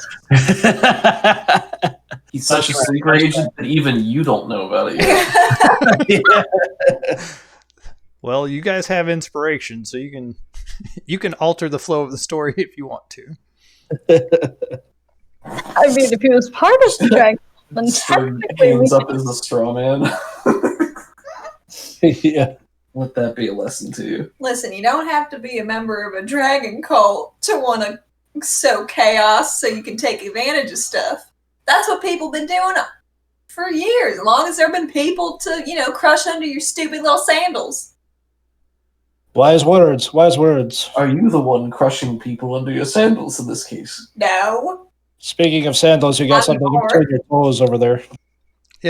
This is your dragon kill, so I would like it if you're not going to use it. Even the head, I would like to have the head back. But I know you need proof of destruction to collect your reward, so... Kyla, did you grab a scale? I don't know if we had a chance to do that in the yeah, battle. she got her scale before it disappeared. Out of character, yes, she got it, but she's not in the room right now. She left and is waiting outside. Did we... What exactly was the deal that we made with him? Did he give us a discount on those scrolls or something? He gave you a discount on the scrolls so that he could have access to the body and do his dissection. Gotcha. And then we got the city to pay for the scrolls anyway. Yes. Gotcha. Oh, so we agreed to let him do this then. Well, you agreed to let him dissect it. You didn't know he was going to animate it. That's right. So... Yeah, I mean, I think at this point, Yuri is satisfied with the outcome for the time being. He's got the head. They know that it's not being specifically used for nefarious purposes, but he would definitely be on board with coming back and putting a stop to it if that's the direction that the group wants to lean in. Yeah, same. But Yuri is satisfied for the time being. All right. And we'll lug the head and probably follow Kyla out. I'll go ahead and ask him. I'll be like, if you don't mind, look, I know it's easier to work on, but cut out the animation and just gather the parts the old traditional way. That would be appreciated. It would make everybody a little easier, okay? Including myself. We had a deal, and I will honor it, but nothing was mentioned about this sort of craziness. I said persuasion he couldn't be persuaded, but that's pretty reasonable. I think I have to stick to my original thing and say, okay. I will think about it. And that is all I ask. Thank you for your time. We will see you all some other time, perhaps. Yes, it was a pleasure doing business with you. And I will see you around. I'll be here for the next few hours. If you need anything. So this is a clear temporary workspace. This isn't like a secret laboratory he has in the sewers. It's not his secret laboratory, but it looks like there's more stuff than he would have just brought down here. Like this stone plinth in the middle just seems very out of place. There's not like sewage coming into this chamber. It's just kind of this little room that's in the middle of the sewers that has some old furniture and that big stone plinth, like a little altar type thing. Gotcha. But you don't see any like religious symbols or anything here. Do we know the location of his tower? Did he give us that? It's public-ish knowledge, so I haven't decided where that's at, but it would be up north. Okay. Good thing us Harpers are big brains and we can do studying. Yeah. Hey there. Yeah, we can definitely decide where that's at right now if you want to. I can just pull this over to the Sword Coast. Yeah, just getting clarity. Yeah, I'd say if it's on the way to Resmir, then I would like to maybe attempt to set them free. Okay. Not necessarily free, but of the animation, I mean. Yeah. Because she did a little mini ritual about how she was hoping this dragon was resting in peace, even though it did this all. She comes in, she sees this dragon just standing up with this dead look in its face, and she's like, yeah, that ain't gonna work. That ain't gonna work. No, Yuri. No. So she was very close to casting a spell, so she wanted to walk out of the room before she ruined anything. We would have definitely backed you up if you wanted to go that way. Oh yeah, Absolutely. Yuri's ride or die. I'm thinking maybe Waterdeep or Daggerford is where his. Ooh. Woo! That's far away. Yeah, it is. Oh. That may be down the road. Down the road a bit. I mean, Kyle Would, can fly now, so. We see the map of the Sword Coast? Briefly? So you guys are down here in Berdusk near the southeast of the map. Oh my goodness, it is forever away. Yeah, that's going to be...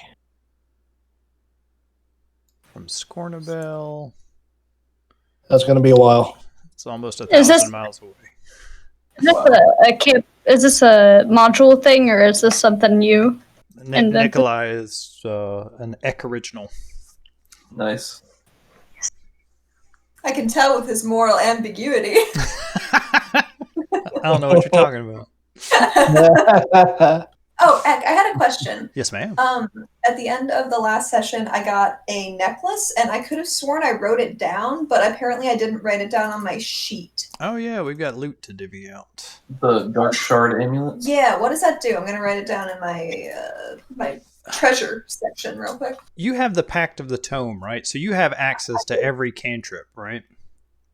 Oh, was that what... It did something with my cantrips. Yeah, I have all the cantrips. Okay, so what this does is it lets you cast a cantrip that you have access to on a Arcana check of 10. So basically, you can cast any cantrip once a day on a DC of 10. And if you wanted to like empower this item and like upgrade it so you can get it up to like 3 times a day, that's something we can talk about too. That sounds awesome. Thank you for this gift. You're very welcome.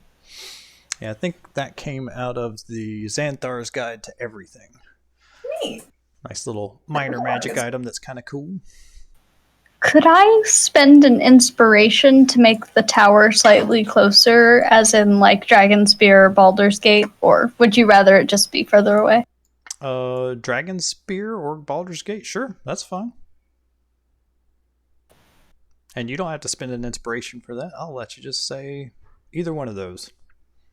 Okay, I think maybe Baldur's Gate, because that's closer to the Fields of the Dead.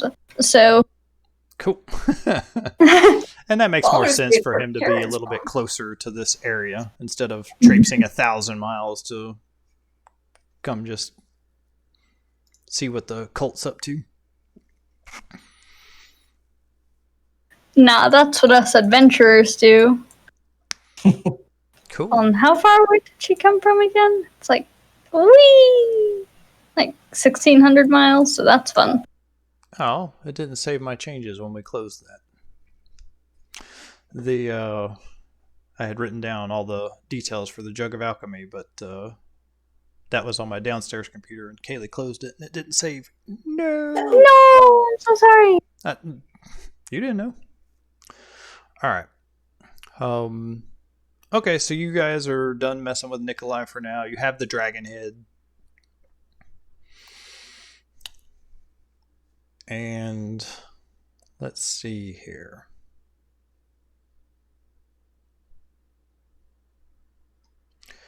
Did you want to let's formalize where all the loot's going. So I've got the dragon loot. Jug of Alchemy, I think, is just a party item. For our mayonnaise empire. For your mayo. We're going to make aioli. There's a funny story about why mayonnaise is in there. I literally was just pulling it up because I was like, why is mayonnaise in the Jug of Alchemy? Yep. Yeah, pretty much the two main designers were on, like, one of them was on the handbook and the other one was on the monster manual, and then they both came here and their air conditioning was broken, and so they were just mad and pissy. So they were coming up with like all kinds of stupid stuff that could never go into print. But then they decided, you know what? Let's keep mayonnaise on there because when I go to a convention, I want to be told stories of how mayonnaise got them out of a serious problem. because we're gonna hear those stories. I know it, and I want that to happen. That's great. All right. So alchemy jug, that's just party loot. Staff of flowers, obviously that goes to Kobus. Ruby of the War Mage. What that does is you get to affix this ruby to the like scabbard or hilt of a sword or a weapon, and that grants whoever's attuned to it the proficiency with that weapon. So if you were somebody that didn't have a whole lot of weapon proficiencies, like you didn't have two-handed sword proficiency and you really wanted to use the two-handed sword, slap that bad boy on, attune to it, now you can use a two-handed sword. Nice. Right now I think you have one magic weapon, a +1 longsword? I think it's a +1 two-handed sword. Yep. That's it. Right. We got that from Cyanwrath, right? Mm-hmm. Yeah. So that can go to somebody. Tell me who you think that would go to. 2 scrolls, magic missile, and featherfall. I think both Kyla and Karen can both use those. The dark shard amulet is a warlock item. Definitely went to Karen. Decanter of endless water. This one of the things I didn't like about the new edition of this is the water stops every round. So if you wanted it to keep going, then you'd have to keep activating it every round. That doesn't sound like a decanter of endless water to me. So there's 3 there's 3 command words: stream, fountain, and geyser. I think stream is 1 gallon of water per round. What else? Fountain is 5 gallons of water per round, and geyser is 30 gallons of water around, and it comes out just shooting super fast. And you can point it at somebody for a strength DC 13, or they'll take a D4 damage and get knocked prone, and it'll also push back anything that's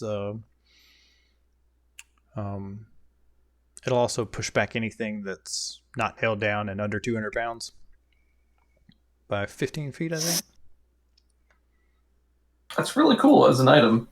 Yeah. I think it takes a bonus action to use it.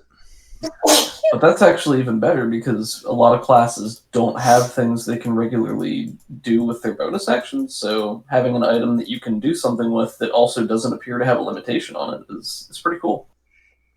Warlocks do not have many bonus actions. Is that I'm fine with it.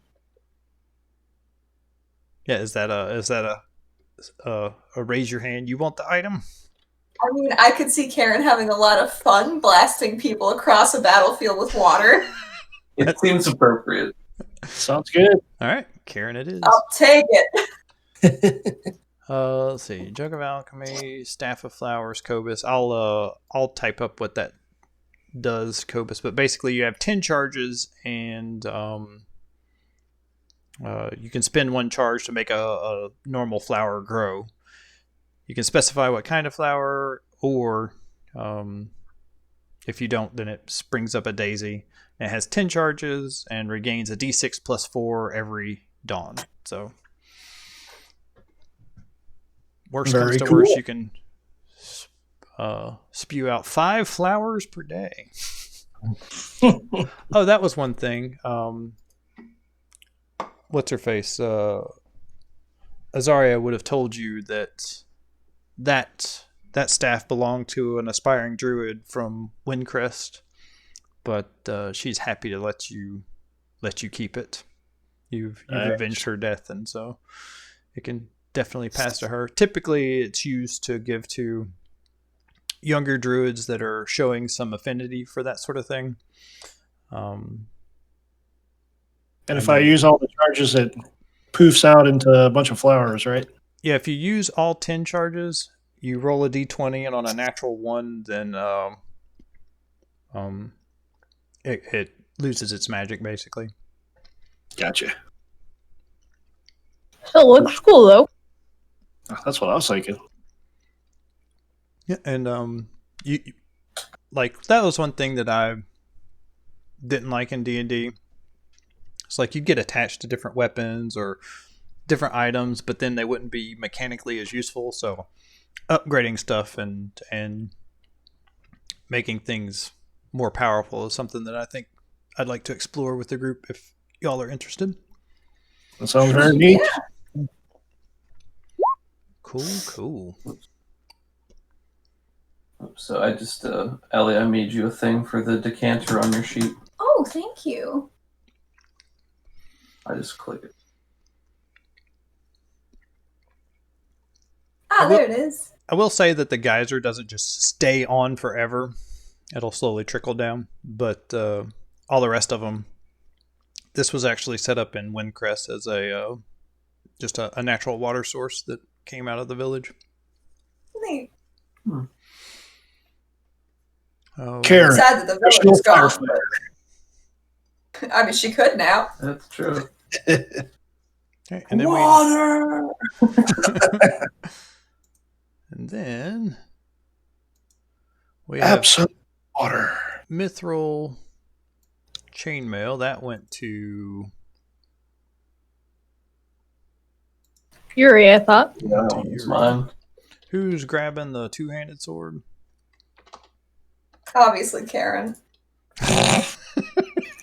Oh, unless they're. Oh my. I think any of you guys that want to use it in combination with the Ruby of the War Mage is totally cool. I'm not going to use it. We can always give it to Ugg. Maybe Yeah. Ugg should carry it. Yeah, let's give it to Ugg. Yeah, you can carry it if nobody wants to use it. But if nobody's going to use it, then he can just use it. Yeah, if nobody's going to use it, then Ugg would definitely use it. I think Ugg needs to dual wield the two-handed sword and the halberd that he took from Cyanwrath. What a power play. Yes. Now we just need Bresmir's weapon. There used to be a feat back in 3rd edition, Monkey Grip, that would let you wield two-handed swords one-handed, or two-handed items one-handed. My So, goodness. Must be where World of Warcraft pulled it from. Oh, I think you said you wanted to add something else to the Cyanwrath suit that I don't think you mentioned. You guys never did open the belt pouch, so we'll go ahead and do that. I didn't realize. I assumed that the pouch itself was just a pouch. Aww. 2 platinum wedding rings. Oof. Oh no! No! Wait. I actually have something perfect for this. Give me 1 second. I might have a request tied into this as well. An empty potion bottle. Potion Yuri of has invisibility, you say? Yuri has a cantrip where he can melt down platinum wedding rings into something cool for his sword. Could I lobby to even pull funds from our own to say that these platinum rings are worth at least 50 gold pieces each? Yes. Okay, cool. I don't want to sell those. I feel like we should. Oh no, Yuri will take both of those rings out. He'll pull them out and hold them in his hand, and just stare for a long moment and say, "Let this be a reminder that even those that we perceive to be evil still have things they care about, twisted though they might be." And I will tell you guys out of character that the reason I lobbied for that is that I just got this spell, Warding Bond. So I can put on one of the rings and I can give the ring to somebody else to put on, cast the spell, and then for an hour, if we stay within 60 feet of one another, the person that I've cast it on gets a bonus to their AC and saving throws and resistance to all damage. But then I take any damage that they take. So I effectively give somebody resistance by taking the other half of the damage. Nice. Oh my goodness. And I think it's just super flavorful and thematic if the rings used came from Freelom and Yeah, Cyanwrath. that's super cool. Yeah, go ahead and give yourself inspiration, Doug, unless you have 3. I don't. Thank you. Nice. I used all of my inspiration last time, so... Yeah, we did. Man, Karen looks at those wedding rings so profoundly sad. But she wants to sell them? No, she's just sad. Oh, okay. Kyla's She can sad be too. sad. Yeah, She's allowed. Karen's missing someone from her backstory. That's true. 'Twas implied.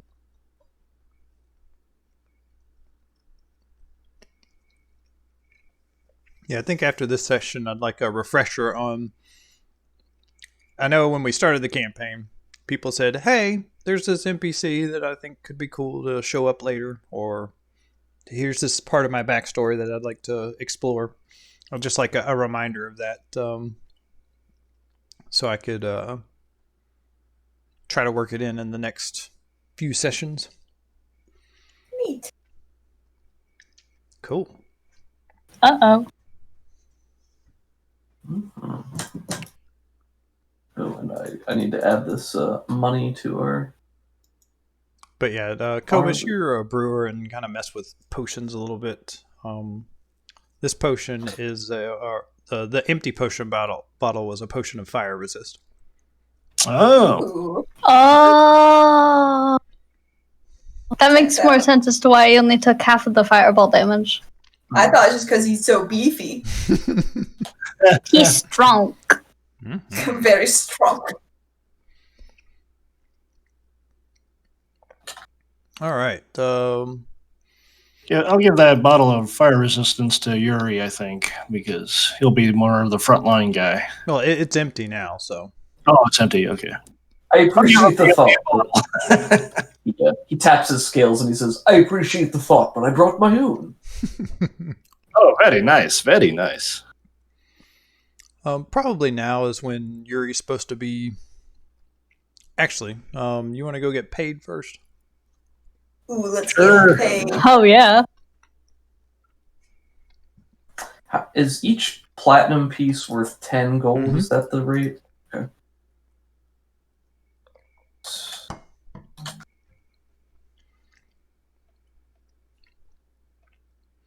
Yeah, and because you have the Havard sack, you can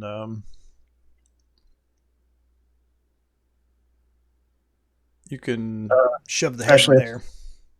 Platinum's, it's 100 gold pieces for each platinum, right? Oh, what? What Is it?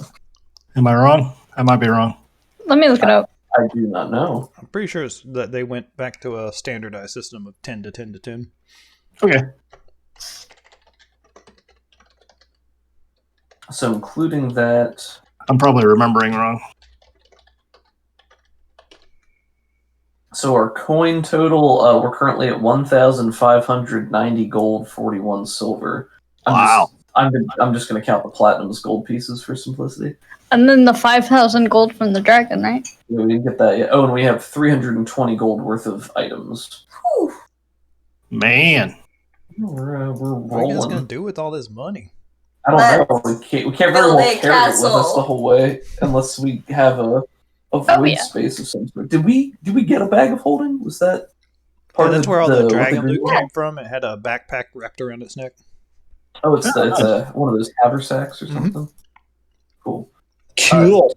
Do we know what the capacity of that is? Like how much we can actually fit in there? Let's look up I did Here's handy haversack. Like, if we could just dump all of our gold into there as well? Would that be a good idea, though? Because then if we drop that or if it was stolen... Sure. Well, I mean, it's either we take it with us or we leave it somewhere that we have to get back to at some point. And I don't know if there are any banks we can invest it in. Karen's like, listen, we gotta put it on the stocks. By the guillotine. Nice. Let's see. There's has a central pouch and two side pouches. Each side pouch can hold up to 20 pounds of material, not exceeding a volume of 2 cubic feet. And the large central pouch can hold up to 8 cubic feet or 80 pounds of material. I know that coins weigh a lot, so I don't know how that would factor out here if we're paying attention to that type of stuff. I don't worry about it. If you want to Yeah. shove a whole bunch of No. coins in there, go for it. If nobody else has any better ideas, then I say we just carry our coins with us. August just carrying bags of cash. It's like, oh, it's real heavy, boss. Oh, here's the idea. We make armor and clothing out of it so that we can just wear it, and then we have to just melt it down every time we need to spend something. Just like Mandalorians, it's perfect. That makes a lot of sense. Can we be paid in Beskar, please? What? Don't worry about it. It's this is Berdusk. Oh, sorry, my misunderstanding. Actually, could I have a quick bathroom break before we do that? Yeah, it's 2:00. Let's take a quick break. Sounds good. Be right back.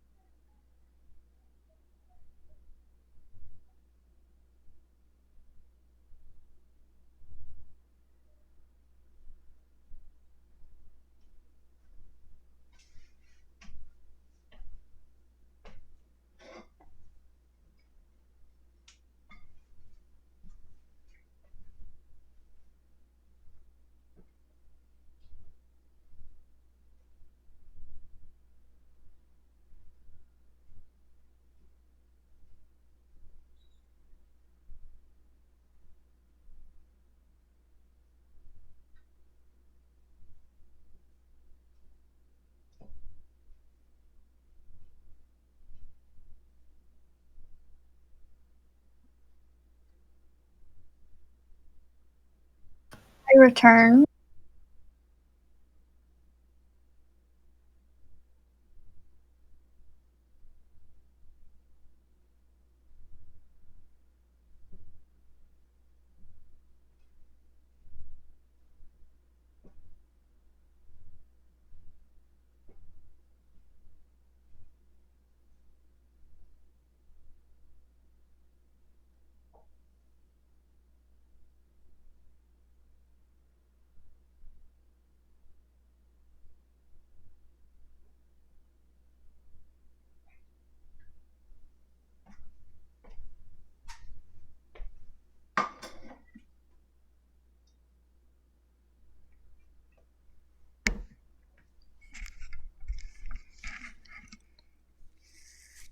Welcome back.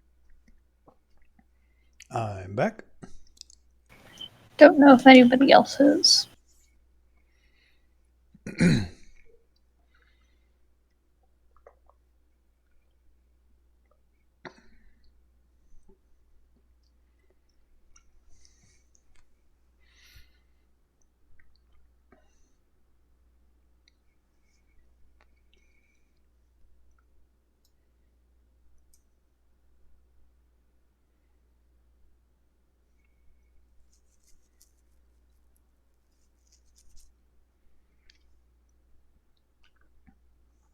We're totally gonna sabotage that dragon operation.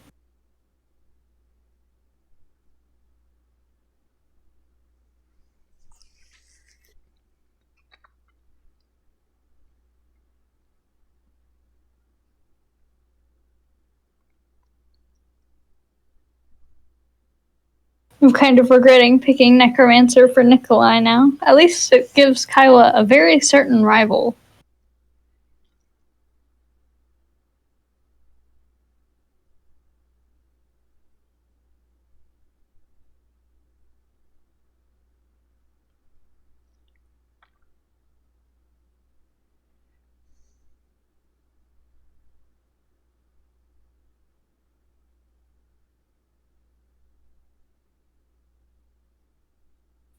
Whew, I am back.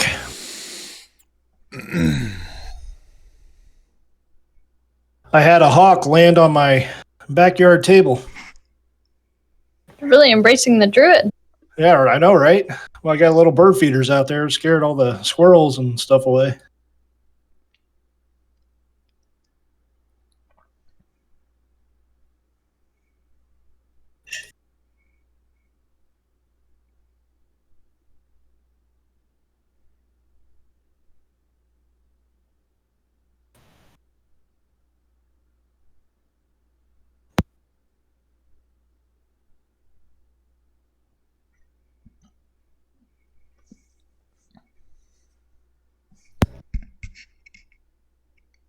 Crap, my volume was all the way down, so. Anybody, Oh, okay. That anybody makes a lot more sense. Just sitting here. I said I'm kind of regretting choosing Necromancer for Nikolai now, but at least it gives Kyla a very sure rival. There you go. Yeah. He's lucky Kyla's lawful good, that's all I'm gonna say. Well, maybe you shouldn't be breaking the law and, like, going in and setting free a whole bunch of zombie dragons. She's not that lawful good. That's fair. And I don't see any no trespassing signs. There's a no trespassing sign on the front. Crap. Beware of undead dragon.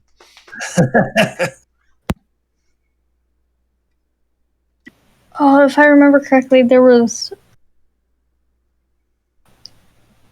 a red, 3 blues, and 2 black. That was the ones that Kyla read about and knew he studied.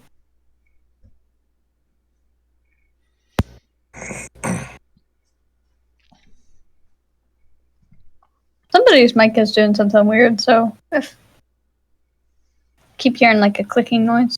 That might be me. I don't know, it's hard to say, oops.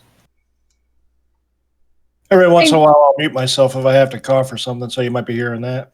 Ignore the roll, by the way. That was... And poison spray! That was pretty good, though. I'd be willing to keep that. No, I'm just... It's fine.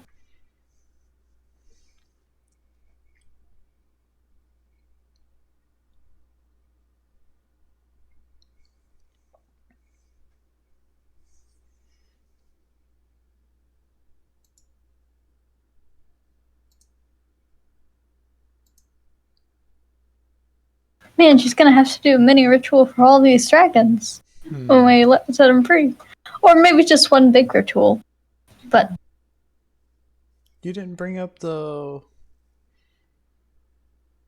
what do you call it? The ritual trading. I did not know. I'm not talking to that jerk. Yeah, you said persuasion wouldn't really work, so I wasn't sure if trading was also included, and I don't think Kyla would want to give him anything, even if it's just a ritual. I think... It wasn't giving. You were wanting to trade with him.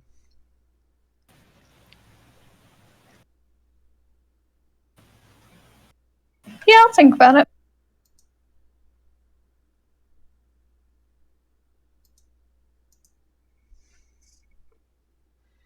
But he doesn't really have anything that we want aside from setting the dragons free, but we have no indication that he won't just do it again because he can.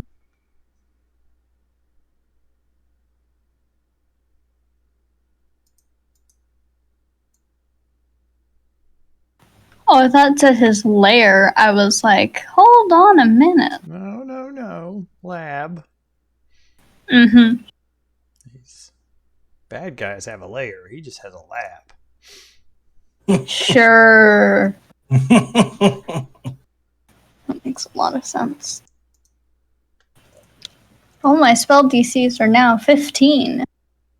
True. That's as much as a Dragon Fear save. Oh, heck. I decided on studded leather +1. Nice.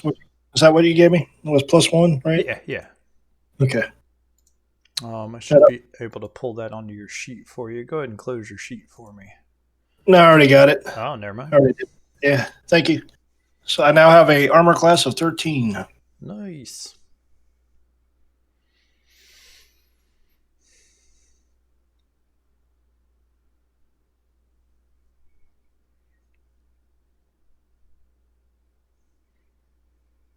You're going to go break into a wizard's tower and set free a whole bunch of undead dragons.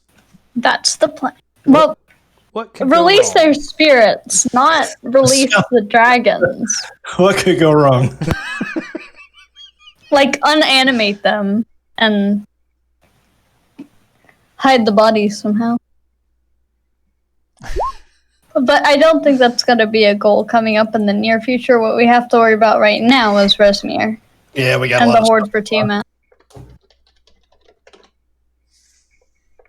Very true.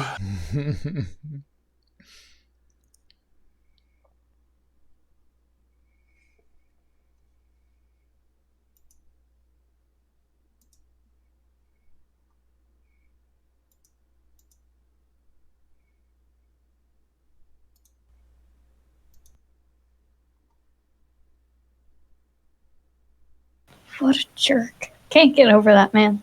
What? He's just a wizard. Just a wizard. Storm back in there, K-League. You listen here, buddy. See, I would, however, maybe after we get our reward and stuff and we're ready to clear out of town. There you go. Well, the dragon is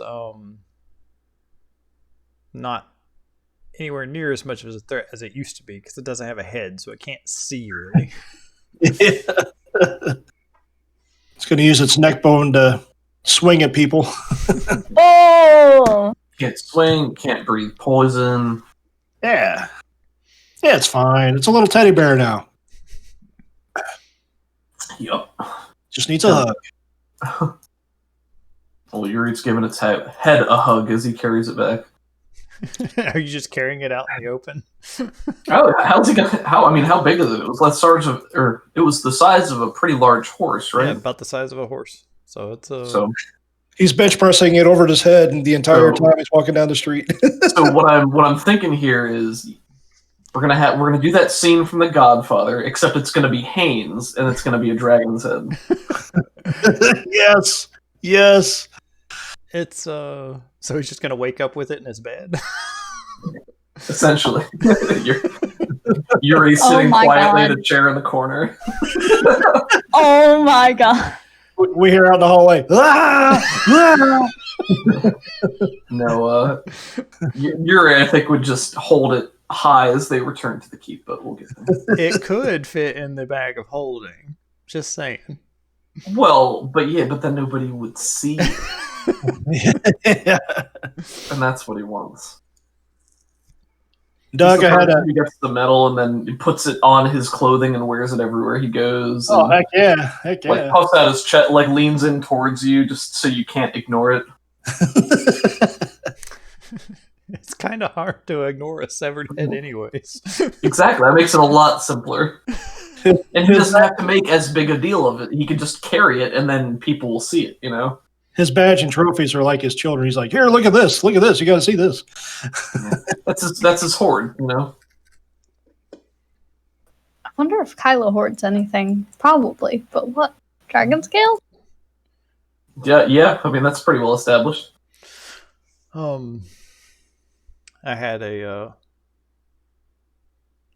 half-orc barbarian that had a bag of holding, and he used to chop heads off and keep them in there as trophies. Oh my Like, for all god. these different monsters, like a huge crocodile. Man.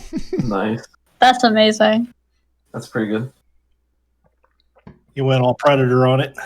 Now, it was Vladimir the proto Nikolai? Yes. Very cool. I like that. It's a fun little insight. I played. Doug, I had a hawk land on my outside table, man. I was all excited. Oh wow, that's cool.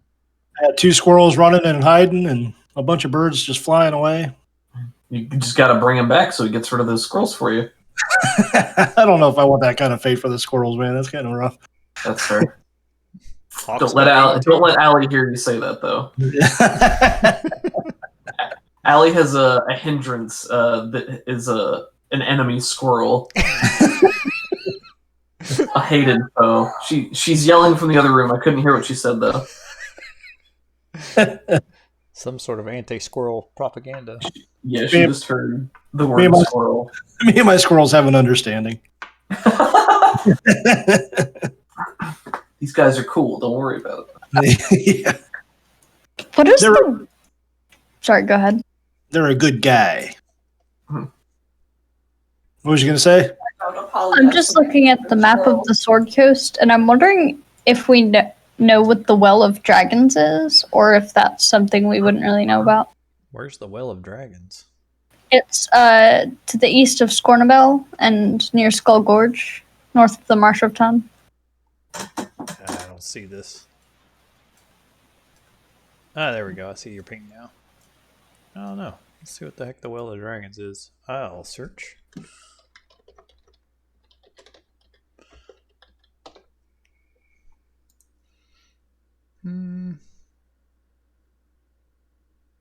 No, you probably don't know about that.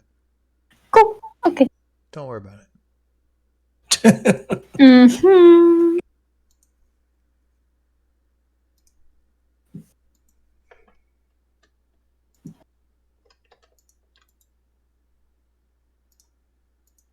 What are you talking about?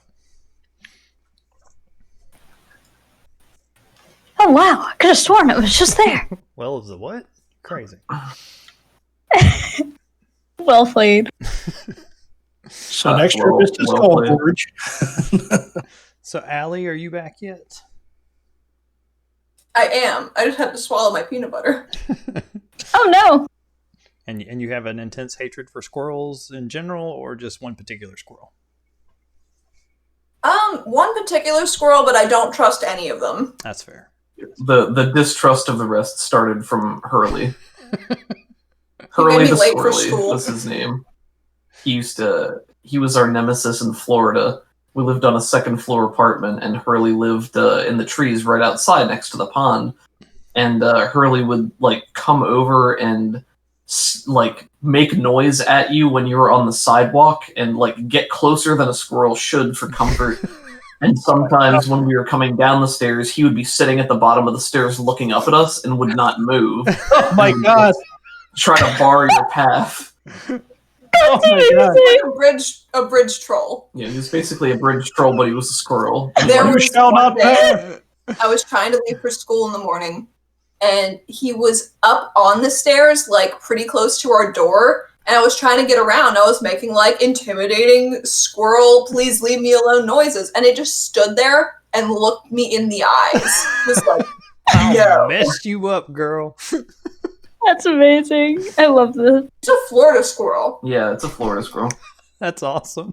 You don't know what they're going to do. Yeah, trust him.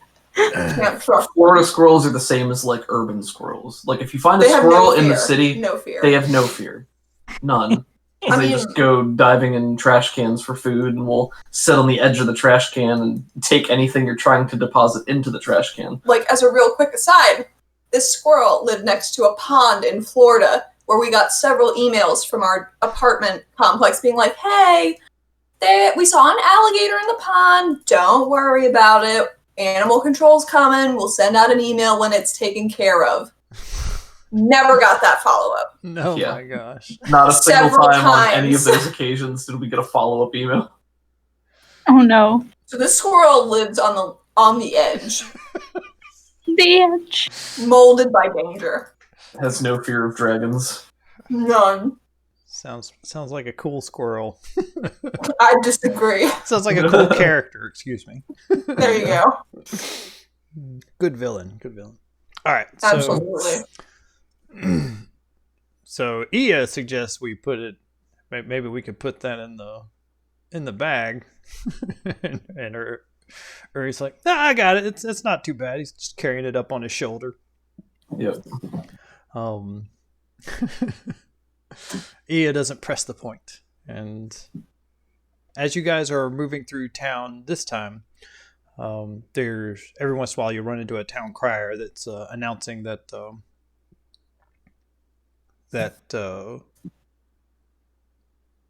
town was attacked last night, but thanks to some heroes, we were saved, and we'll be having a feast later in the afternoon, kind of like at the 4 p.m. time frame. And so there's lots of excitement, and looks like shopkeepers are moving and trying to get things set up hastily, because the attack itself was kind of a surprise, and you started hearing rumors about it this morning because like the general populace just didn't know. They knew that the cult was around doing stuff, but they didn't know that they were marching on Berdusk. So you are taking the head back to, let's head back over to Berdusk. Fog of War is enabled. What? I can see the top. Oh, there we go. Sorry. I must have been zoomed in really far or something. Okay. Yeah, it's good now. Yeah, there's nothing on the bottom. I just couldn't get it to...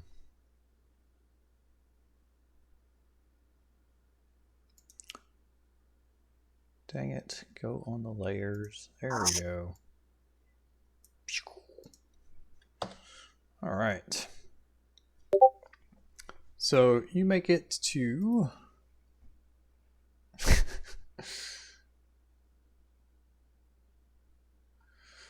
you make it to back to the keep. They see you carrying a dragon head. Most of the guards are like just wide-eyed surprise. Very nice, very nice. And you've been given kind of the run of the place. You can come and go as you see fit. Outside, you see several carriages.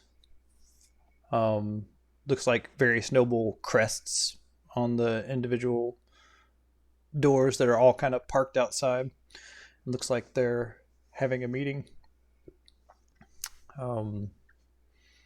And you start walking in, and as you get deeper into the castle, you hear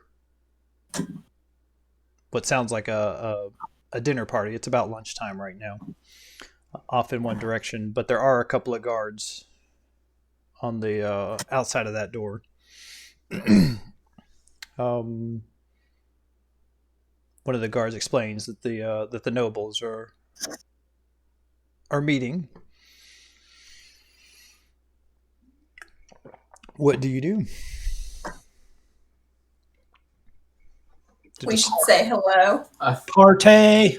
Are they? You said they're gathered around a table, or they're in a room or something? They're in a room behind some closed doors. I think Yuri's intent.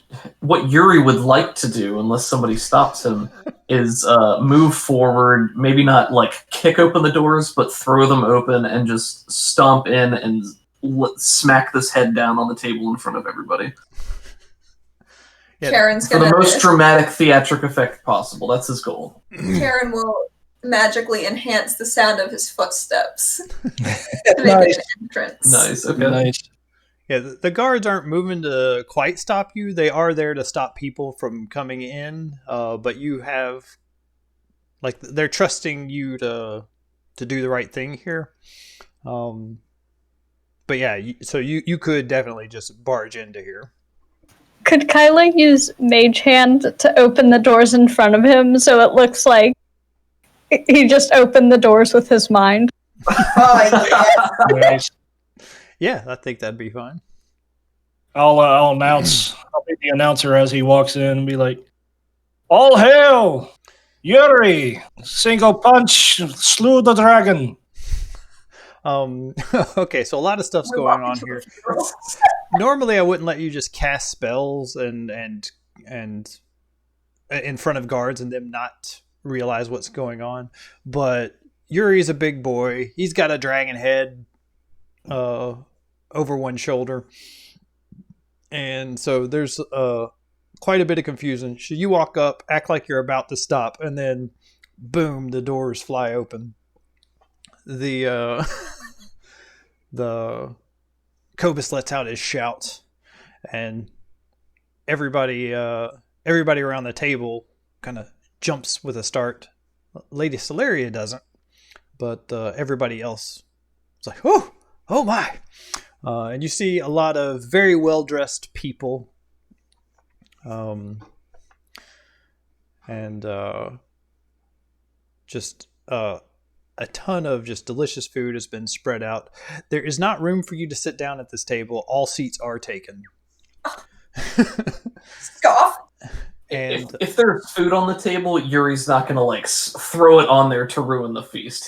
That's not his intention here. No. You could find a spot down at one end of the table, and so basically, Lady Celeria Dragonbreast is sitting at one end, and then all these nobles are sitting at on the side of the table. But at the opposite end of the table, there's nobody sitting. So yeah, you plop down this dragon head. The tongue lolls out of its mouth to one side, and it rattles the plates and the dishes. And some nobles are like excited about this, others are aghast. One of the women just like holds her hand to her mouth. The guards move to intercept you. There are a few like bodyguards in the area, and the guards outside that you just walked right past are like moving on you. But Lady Celeria holds up a hand and just says, well,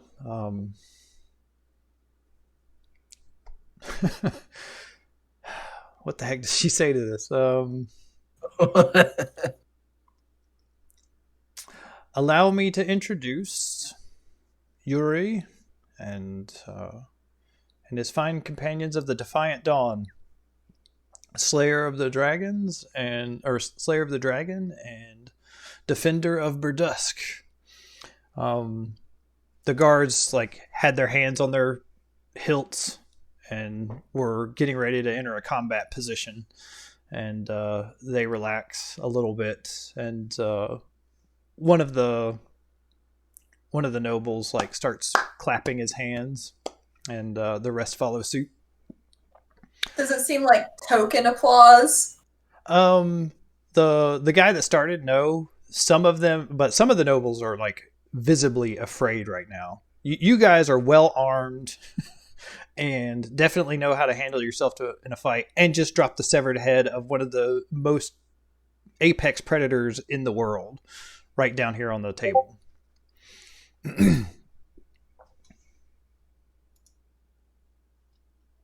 Fear not, gentlemen and ladies of Berdusk. The threat has been contained. The two nobles that are nearest the head are just kind of leaning away from it, and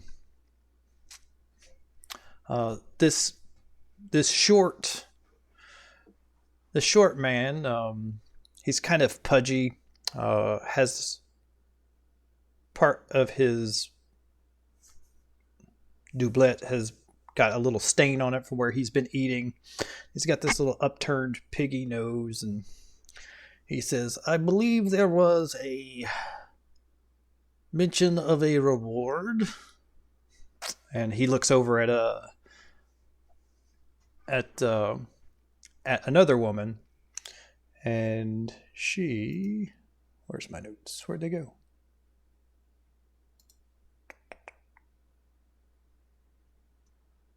Nope. She's very elegant. She has these long blonde braids that have been twisted and put up, exposing her neck. And he looks right at her, and she looks at him with a kind of a sneer, and she says, "Yes, Yes, of course. And he raises a glass to her. Yes, it's because of Lady Hawthorne that she is who posted the reward. Pay the gentleman. She looks around and says, "Yes, we'll handle that in a moment." And she turns back to the Lady Celeria, and she said, "I believe you were telling us what was going to happen. What are the plans?"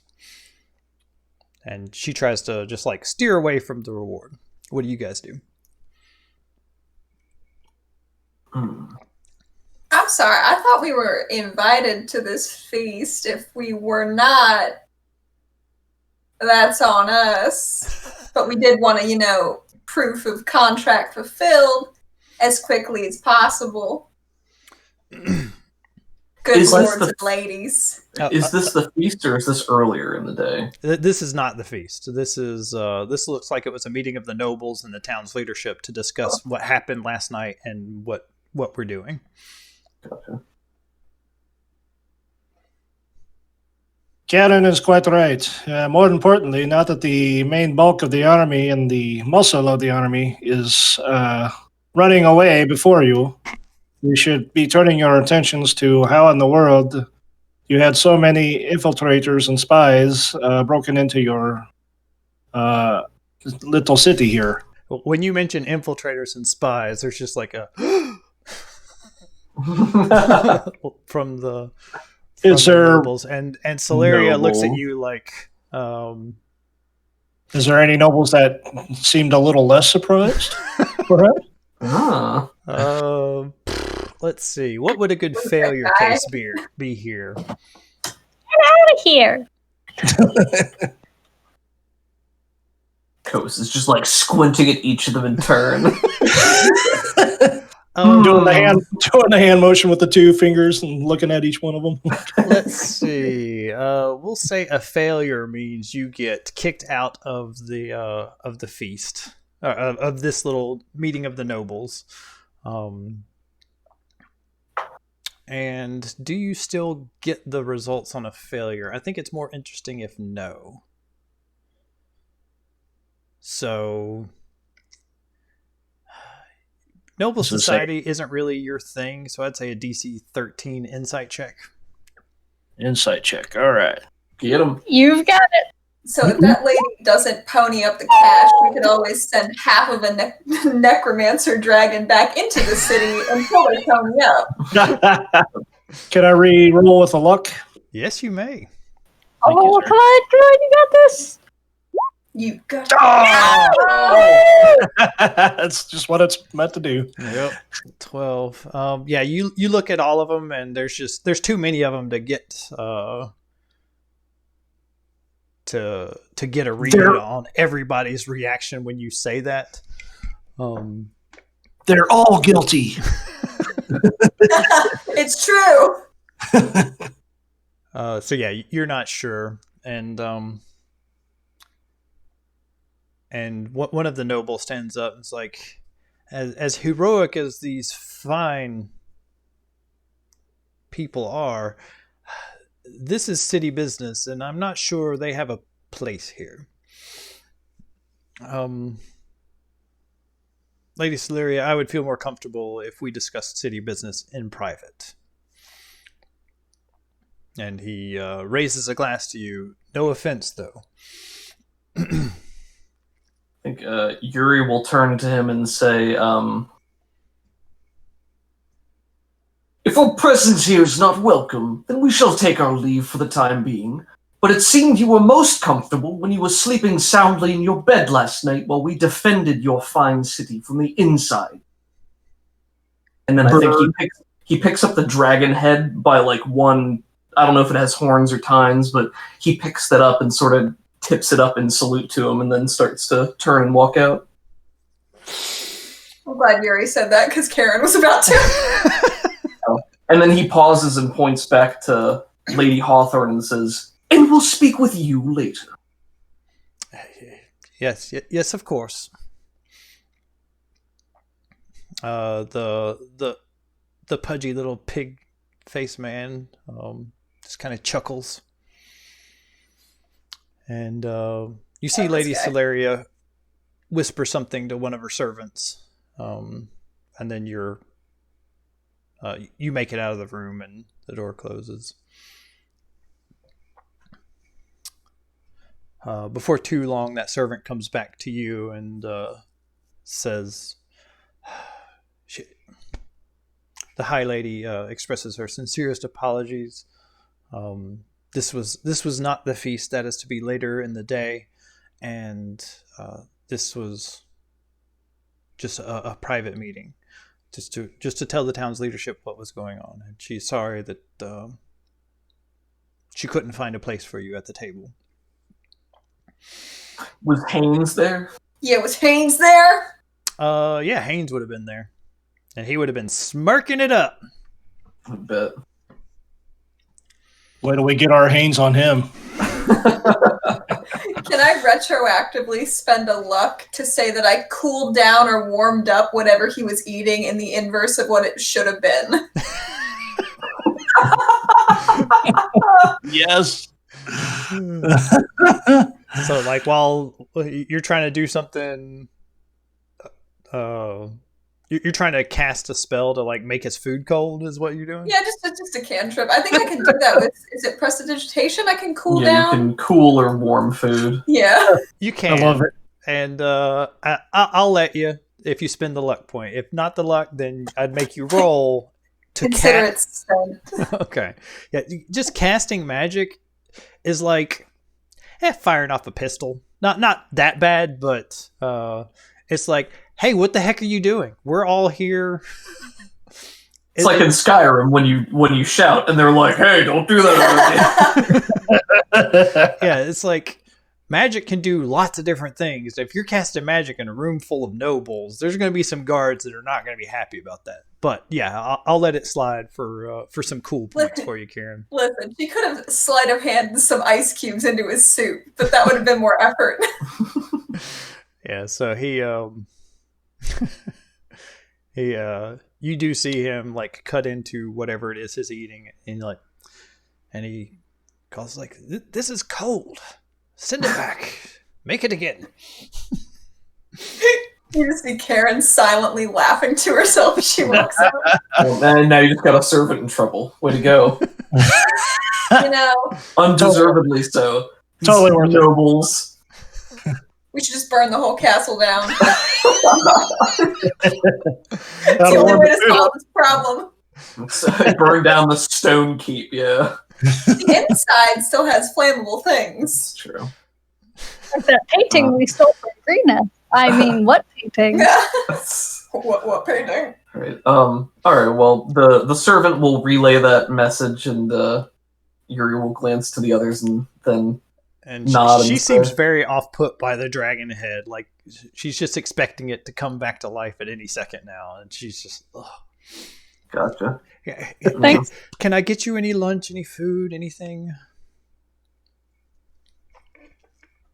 Oh, probably. Yeah. No, yes, special yes, we'll though. take our food somewhere else, of course. Thank you. And then he'll, as they're walking away, he'll jerk a thumb back and just be like, "See, this is what nobles are. Just self-important people sitting around a table." The I'm guards. starting to The guards. understand better. Go ahead. Sorry. No, I'm sorry. I just said I'm starting to understand better what you mean. The guards. Just like when you start bad mouthing the nobles, they just stand up extra tall and just keep their mouth shut, and their eyes are just like straight forward. Kyla is offended by this because her parents were basically nobles, but she doesn't say anything about it. That's fair, yeah. Karen, next time we are in a room with these people, you should offer some water from that flask. Maybe I will. Just say Here you go, geyser. And as you're walking out, one of the nobles says, "Well, that was exciting." And there's like just a nervous chuckle back in the room. And Karen just mutters, "Chuckle it up." So to be clear, Yuri was not saying that stuff in the room with them. He said his piece and then left. And then once they were on the outside, okay. Yeah, Nice. and I'm backtracking to say like while you were leaving that you just hear that on the way out. Sure, gotcha.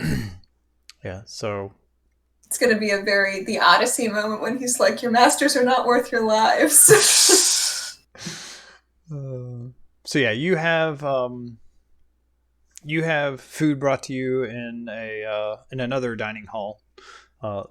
This one's definitely the lesser of the two. The one you were just in was meant for private audiences and more just higher ranked people. Here it's more of a feasting hall, and it's just more open to the general public when stuff like that's going on. And this is probably where at least part of the feast will happen. But yeah, they bring food to you. You have some salted pork, and there is some horseradish. Could we make that in our jug of alchemy? We have to work towards the upgrades. Okay, this will that's be a jug of condiments. This is how we start our retirement fund. Ek, point of order. I would be fine spending inspiration or luck or whatever to make this the case. We had used the scroll of gentle repose on the dragon to make it not decompose. Mm-hmm. And then Nikolai used some sort of animation to make it undead and walking around. Then we cut the head off of it. Can I lobby that the head is still in that preserved state, so it's not going to like start rotting and smelling really bad immediately? Yep, it'll be like that for I think a week for gentle repose. Okay. Hey. Would you like me to spend any resources for that? That's just how gentle repose works, okay. I think. Well, I didn't know if the gentle repose effect would have been removed after animation, I guess. Or if they overwrote one another. The duration is 10 days, so it will not start rotting for 10 days. Nice. And when it does start rotting, that would be really good fertilizer if Cobus was growing something at that point. Because green dragons are forest dragons. That sounds cool. I mean, could we can fit this thing's head inside the sack, so yeah. I think at the end, Yuri definitely wants to keep the skull around as a memento until they, if they ever get a permanent residence somewhere. Oh, yes. We can try and fashion it to be a necklace so it's hanging around your chest. Oh my god. Wear a horse head around your neck. That's for when you cast Enlarge on them. You can make a helmet out of it. Ooh, yes! Oh man, that's actually a really cool that's idea. So cool. Like take the top of the skull and take off the jaw and like put it on top of your head. Hey Kaylee, you can have inspiration. I would love to, but I'm still at 30. So now I have 2 in reserves. Oh, well. There you go. I don't know if that can later or not. But. Maybe next time. All right, session timeline, blah, blah, blah. We still got to promote Yuri. Then we have a feast. All right. Do you want to talk to anybody or get yelled at by Haynes for you interrupting that meeting? Because he's not eating right now since his food's cold, so he could come in here and yell at you for a little bit if you wanted. Are you talking to Yuri or Karen? Or I'm talking to the group out of character Lee. Okay. Karen doesn't want to talk to that man. No, I don't have anything to say to him. She wants to talk at him, but not to him. Yeah, exactly. And another just scrolling notes to you can't write. She can't write. Never mind. It's like, hey, this note's from Karen Bramblefoot. He opens it up. It's just a giant squiggle. It's just some very, very rude drawings. There's a smiley face on it. All right. Well, if you're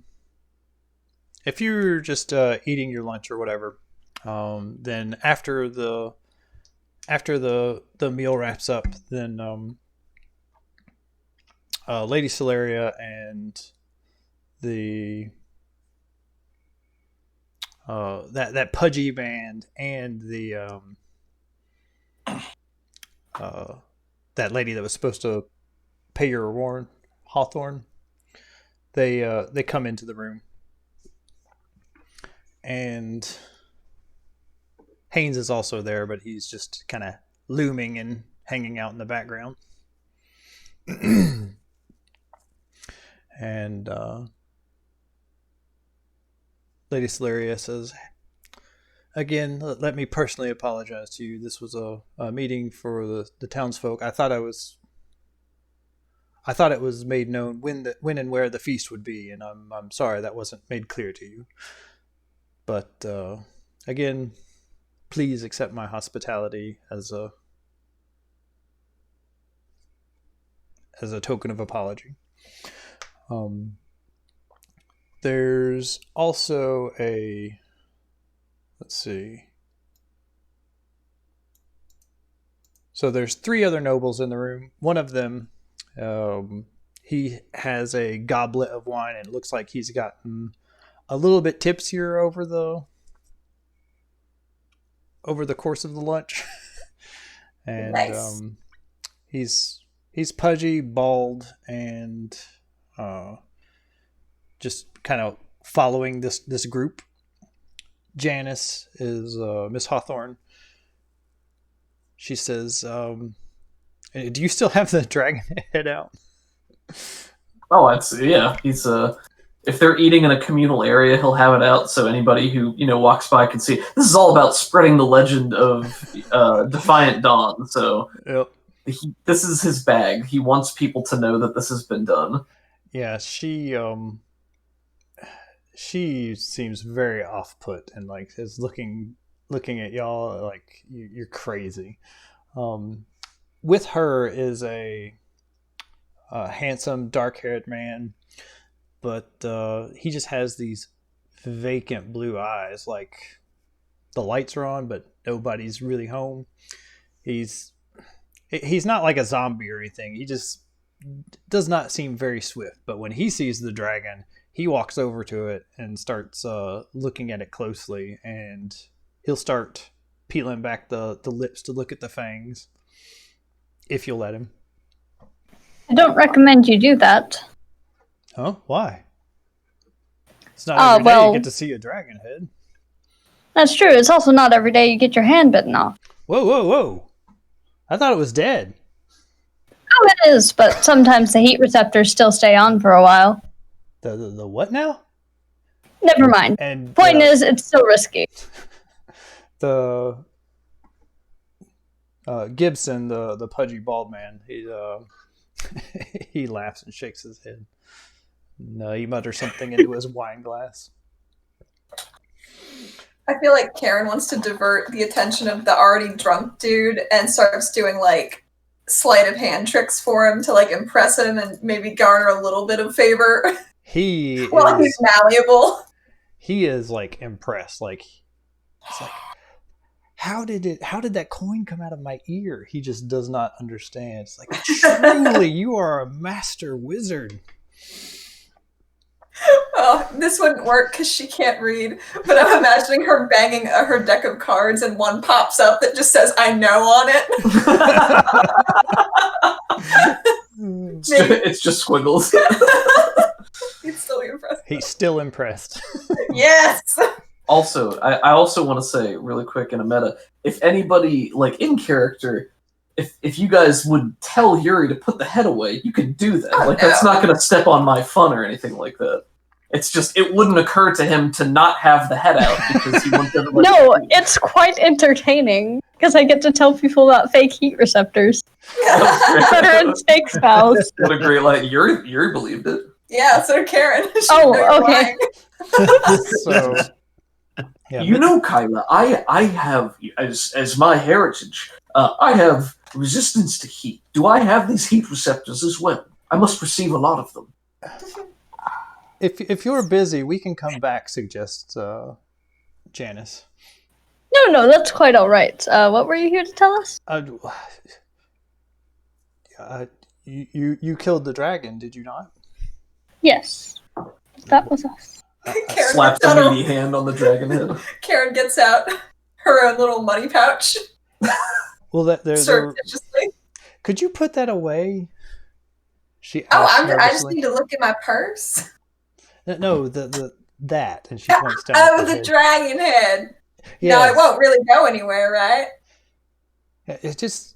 Can we go somewhere else? It's so unseemly. I could smell it. She waves her hands. Does Karen still have illusion? Might have swapped it out for something else. You have a gem that gives you access to every cantrip. That's true. Can I cast minor illusion on the dragon head to make it just a skull? Just a clean bone skull?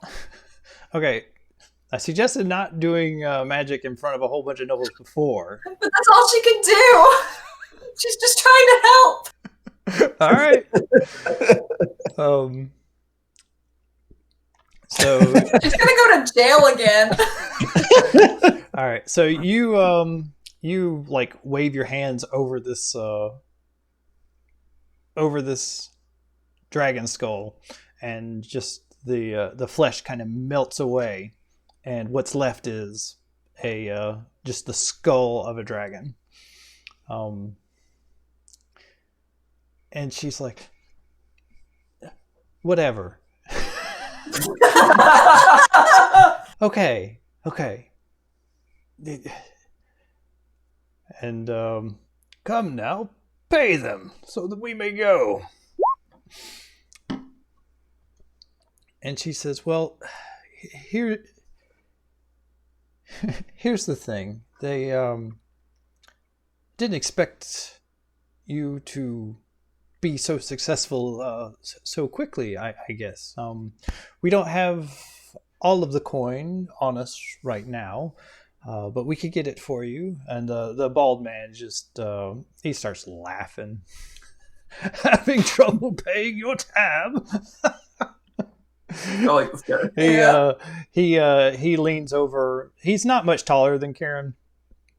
He's a human. He's just really short, and he leans over. Is like, I tell you what, Lady Hawthorne. He stresses her name. I would be happy to pay the ransom, reward. Yes, the gold.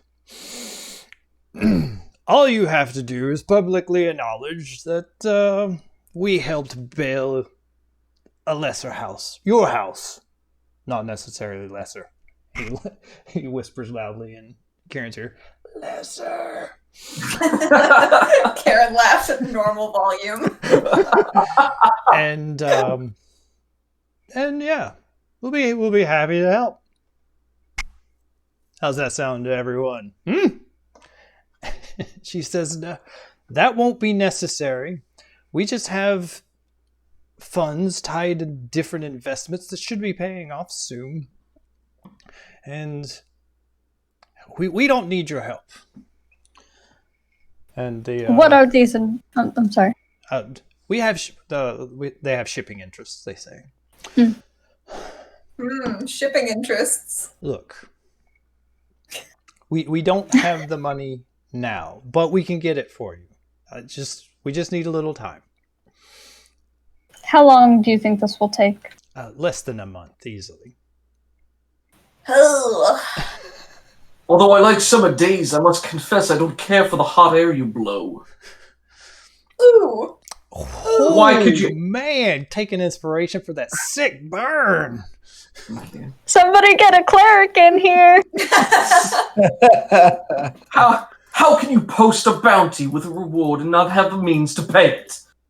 What trickery is this? There is like a murmuring in the servants and other people that are in the room, like, and Karen, what was that thing you were telling me about with the finances? Something called interest? Yes. Perhaps you could take out a loan from this gentleman. He laughs. Yeah, like when you do that sick burn, the drunk ball guy, he's like, it takes him just a second. And like the conversation has moved forward a little bit, but then he just guffaws. It's just like, I like this one. This guy has malty energy.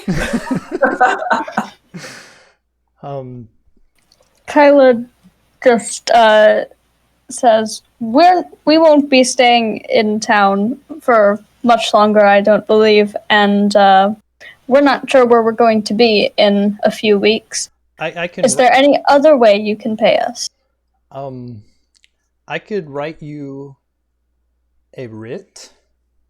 That would be good at any bank that recognizes the noble house of Hawthorne. And How many banks are there? and the drunk guy just. Tell me, if your word now is no good, why would it be good later? You've already proven yourself to be unworthy. Listen, gold is fine. Gold moves, but if you have anything more useful that you could do in partial payment, we are very amenable. Yeah, you attack her and verbally and. Well, For now.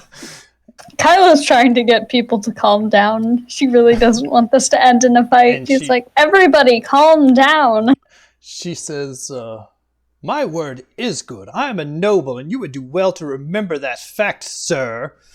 And You don't seem very noble right now. yeah, she's Lady Celeria joins Kyla in trying to calm everyone down. Calm down.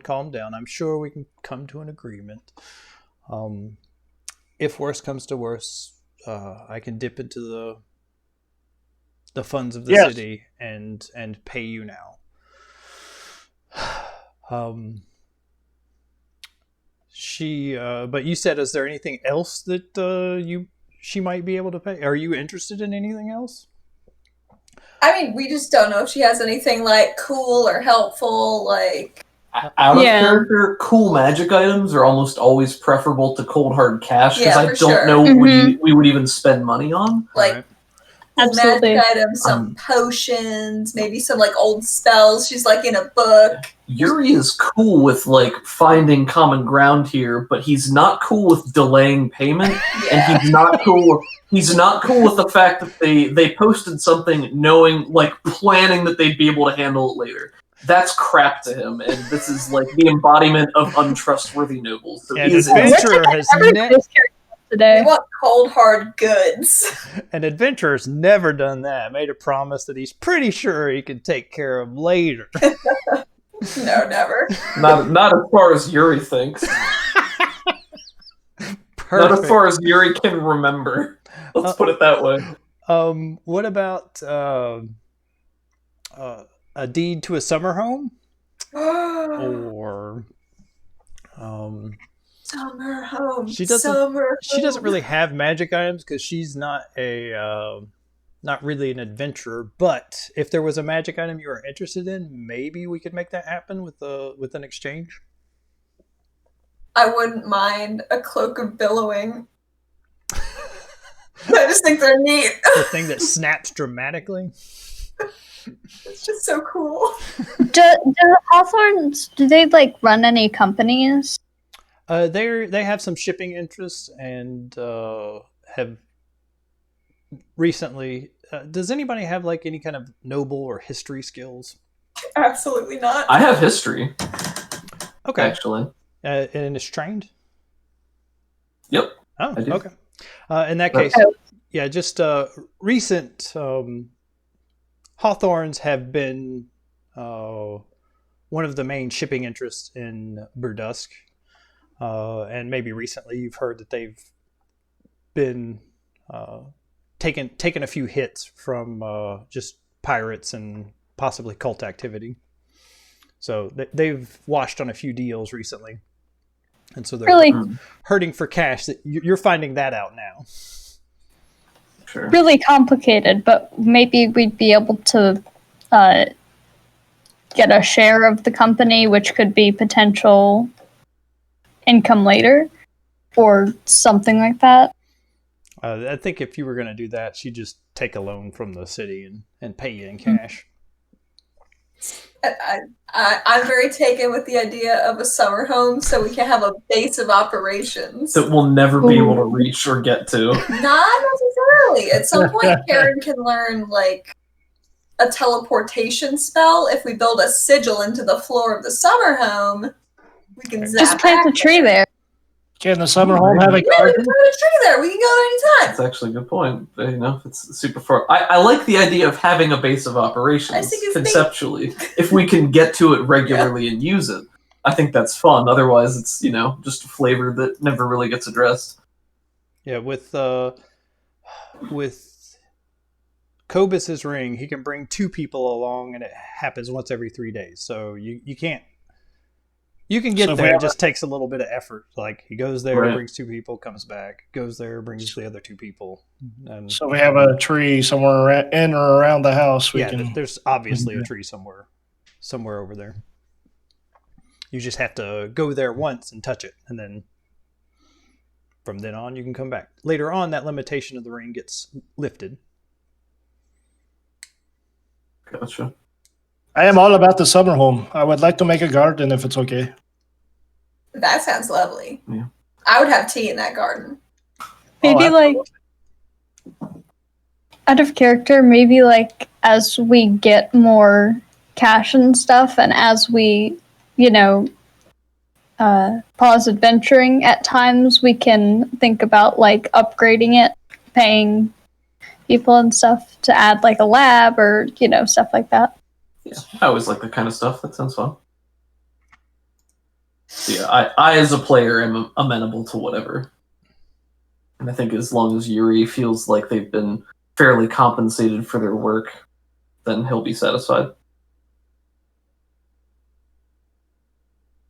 Doesn't mean he's going to stop telling the story to anybody who will listen. There was one time we were almost shafted by this lady. The Hawthorns, you know them. Terrible. Terrible. Shipping. Took their home. So they couldn't pay us, so we took the house. You could hang the dragon head over the mantle. Yeah. Wait here for 3 days. I gotta go get my 6 days. Sorry, we gotta go there and come back. Yeah.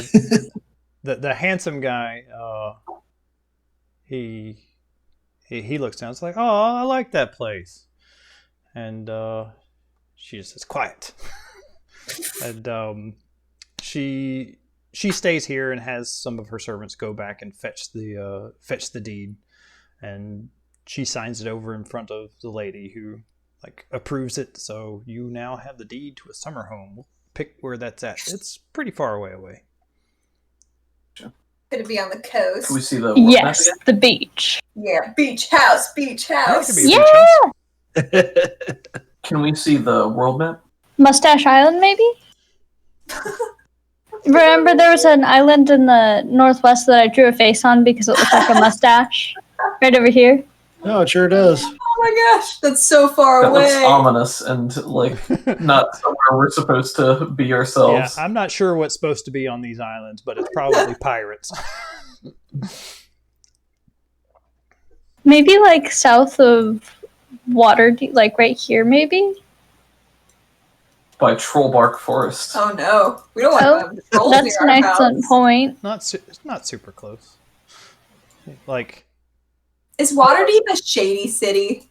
It's big city. It's a huge port, and if there was a capital, it'd probably be a toss up between Neverwinter, Waterdeep, and Baldur's Gate. Oh my god, you guys, this place is really far away. There are a lot of games about Waterdeep. Mm-hmm. What about west of Baldur's Gate here? We got a few little islands. There's a river. There's a coastline. It's by Nikolai's lab. I was picturing it up. I was picturing it up north, so they could get out of the heat of the summer. Okay, that makes sense. North, maybe between Neverwinter and. I've been to Neverwinter. Well, I've been very close to Neverwinter. I have a swamp back where I came from. The Mirror of Dead Men. All right, well, we'll think about that and pick a nice location for it. Okay. Karen may still be wanted in Baldur's Gate. She's not sure, so she would not want it to be there. Who's to say? Do we know how much money are they actually giving us in addition to the place? That was it. The whole payment? Yeah. I mean, it's a house. It's a whole land. It's I mean, land we now. still have like 1,500 gold. I don't even know what we're gonna use it for, so that's fine. I was like, I don't know what to give these guys because they're not spending any gold on anything.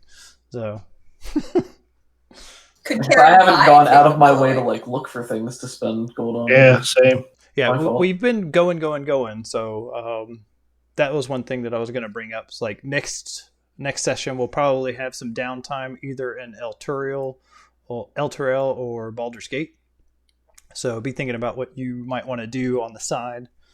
Sounds like Kaylee has lined up a job for us to go set free a whole bunch of undead dragons into the world. I would like to set free their spirits, not the bodies. I would like to respectfully try to do something with the bodies to where Nikolai can't access them. Hey, you can go in and destroy them if you can find them. Burn them. Sounds like a challenge. True, it does. Okay. Alrighty.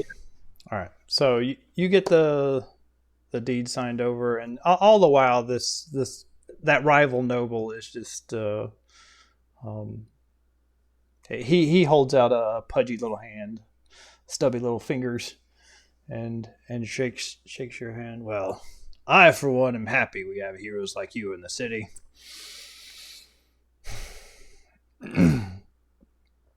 And feel free to look me up sometime. He tries to give you directions to his house, but it's a little bit it's clouded. It's like, you know, where the such and suches used to live. We bought that property, so yeah. So this guy's name is Gibson? Yeah, Valen Gibson. Valen Gibson. Would we know any, like, does that name mean anything to me? He's just another one of the nobles that are here. Okay. Has more money than Hawthorne. At least claims to. I don't know. He doesn't seem very good at deception when he's drunk, unless that's the deception. You guys need to learn to trust me. I trust you. I don't trust them. I trust Ek, but not the NPCs. That's fair. All right. We need to do promotion for Uri for sure. And what else? Any other business besides the feast? I think that's it. So I just looked up. Drawing the dragon. I would like to roll for that. Okay. And what were you saying, Kobus? So I found kind of a rough guideline on 5e of what 5,000 gold worth house would be, and there's like a guild hall, and I'll link a picture. Ooh. Go ahead and do what y'all are doing.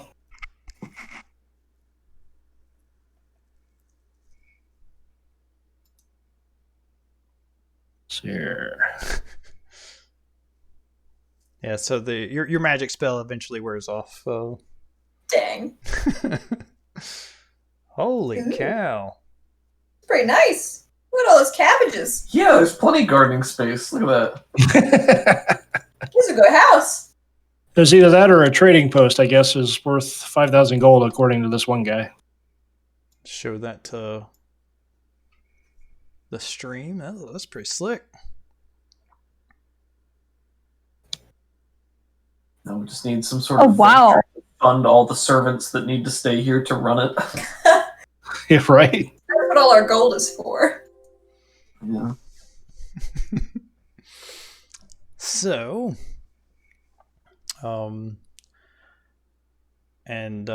she does apologize to you. She says, I'm sorry that we weren't able to give you what we promised, but hopefully this will make amends, and hopefully you can keep this to yourself. And she hands you the deed. And with that, she says, come along, to her little boy toy, and they walk out. Yuri gives no acknowledgement. He'd probably acknowledge that the debt is paid, but he makes no promises that he will keep this to himself, and probably gives her a scathing look at even suggesting such a thing as to like, you know what you did is wrong. Don't try to cover it up. Yeah, That's going to cost her extra for secrecy. even if you were secret and just kept your mouth shut, like all the servants and all the guards in this area heard you shouting it. So word's going to get out that the Hawthorns are broke. Well, maybe they should be better at doing deals. Yeah, or maybe they shouldn't offer rewards for things they can't pay for. Did we ever find out why they were the ones who posted the reward? Nope. They just said that. Let's see. Seems like a publicity stunt then, where they're like, "Yeah, we'll offer a reward because nobody can ever collect it." Yeah, they said that they had. You ask around, and the reason was just because this green dragon had been going around and terrorizing stuff, so they posted a reward so that adventurers would go out and take care of it. Oh, we're gonna have to rub the fact that we got a nice beach house into that other adventuring party's face. Yeah. You can come hang out at our beach house. It'll be fun. We have a guest shack for you. It's in the cabbage patch. All right, Yuri. It's coming up on time for you to head over there. Okay. He will. Is this supposed to be secretive in any way? Like, yeah, in general, the orders are a little bit secret about their membership, but okay. Well, then. He trusts the company, like the organization as a whole trusts the company you keep, so that they know that your friends will probably know about you being a member of the Lord's Alliance. I was more wondering. I was gauging on whether Yuri would take the dragon head with him, but I don't think he would openly carry it to this particular reading. So he'll either leave it with the others, or they can put it in the sack, save it for a later time. The feast. Yes. All right. You will go to meet him at 2 p.m. or whatever the time was. Yeah. Yeah. So, the directions he gave you leads you to this barracks, and let's see. Oh, got a baboop. 1 second. I don't see my baboop. All right. Yeah, they take you to this this barracks that is kind of central in the town, and it's been cleared out for this little private ceremony. The walls are they're thick stone, easily defensible structure. It looks like it can house maybe 100 men. There are a few people out and about in the general area, but for the most part, it's just been cleared out for this little private ceremony. And when you show up, there's men and women just standing up at attention on either side of they make kind of a hallway for you in this big open chamber. And Bryce says, Yuri, come in. And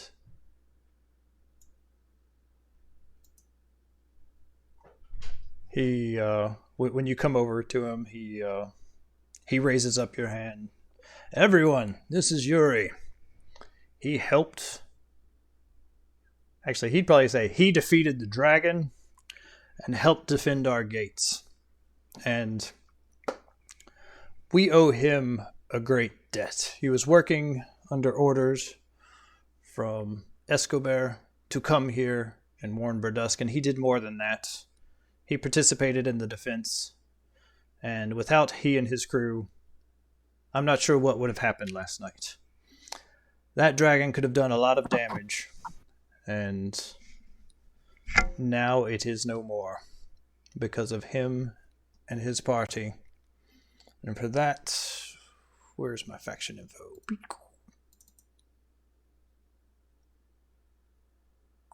Lord's Alliance. It is with great honor that I am promoting him to Stingblade. And he gives you an upgraded signet ring to show your new and improved rank. Also, among the items that he's presenting to you is what is this called? A Stone of Keen Aid. Basically, it acts like a beacon for the closest city watch group to come to your aid if you're in a city that's allied with the Lord's Alliance. They know to respond to those things very quickly, so within a few rounds, then some troops will come and help you out. Cool. And now you can pretty much command anyone in the watch to do something. Like, if they're not the commander of the watch in that town, you can control them and say, hey, we need to go do this, this, this, and this. And they will listen and follow your orders. Now, you can't just use that to go gain access to private areas. I mean, you can, but if you continue to do that and then stuff goes missing from the private treasury, well, then there's going to be questions. Right. General abuse of power type stuff. Yeah. But you've proven yourself. And then the last thing he has is you said you wanted a magic shield, but we're going to use it as a weapon for you since you kind of use that to punch things. Correct. So feel free to give yourself a +1 short sword and rename it a shield. Very cool. And do you have an idea for what you want to be on, like, emblazoned on the front of the shield? I thought about that. I did a search for images earlier. I found 2 of them. I think I like the second one. I'll put them in the icon channel. Ooh. It's the first one. It's pretty cool, but I think this one is the one that I like a little bit Oh, more. wow. Ooh, that is fancy. Yeah. And I like the dome-style shields that are more rounded, They're so cool. I think it's going to be one of those. But So you can go all Captain America if you have to. Yeah. Or How to Train Your Dragon. Thinking maybe like the gemstone in the middle like changes color when he's fighting or something like that. Cool. It'll glow with a flickering light that That's provides nothing but a thematic bonus. Can be a mood shield. Yeah. Exactly. Well, I was maybe Kyla's cape could do the same thing, like a rain ring. Like, Very you know, cool, when yeah. their scales change because of their mood. Nice. Very cool. I didn't know their wings did that. Oh, it was from a book, and rain wings were a type of dragon in them. In the Wings of Five series. Yes, that is the one. But after he gives you the magic items and instructs you on your uses, he holds your arm up high.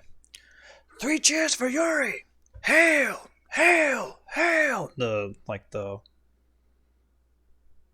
The sounds of everyone's voices echoes in this cavernous room. And he pats you on the back and says, "Expect great things of you, Yuri. I look forward to hearing your tale." As do I, and it's never finished being written. He says, "Thank you for this great honor. I will do this. I will do the Lord's Alliance will."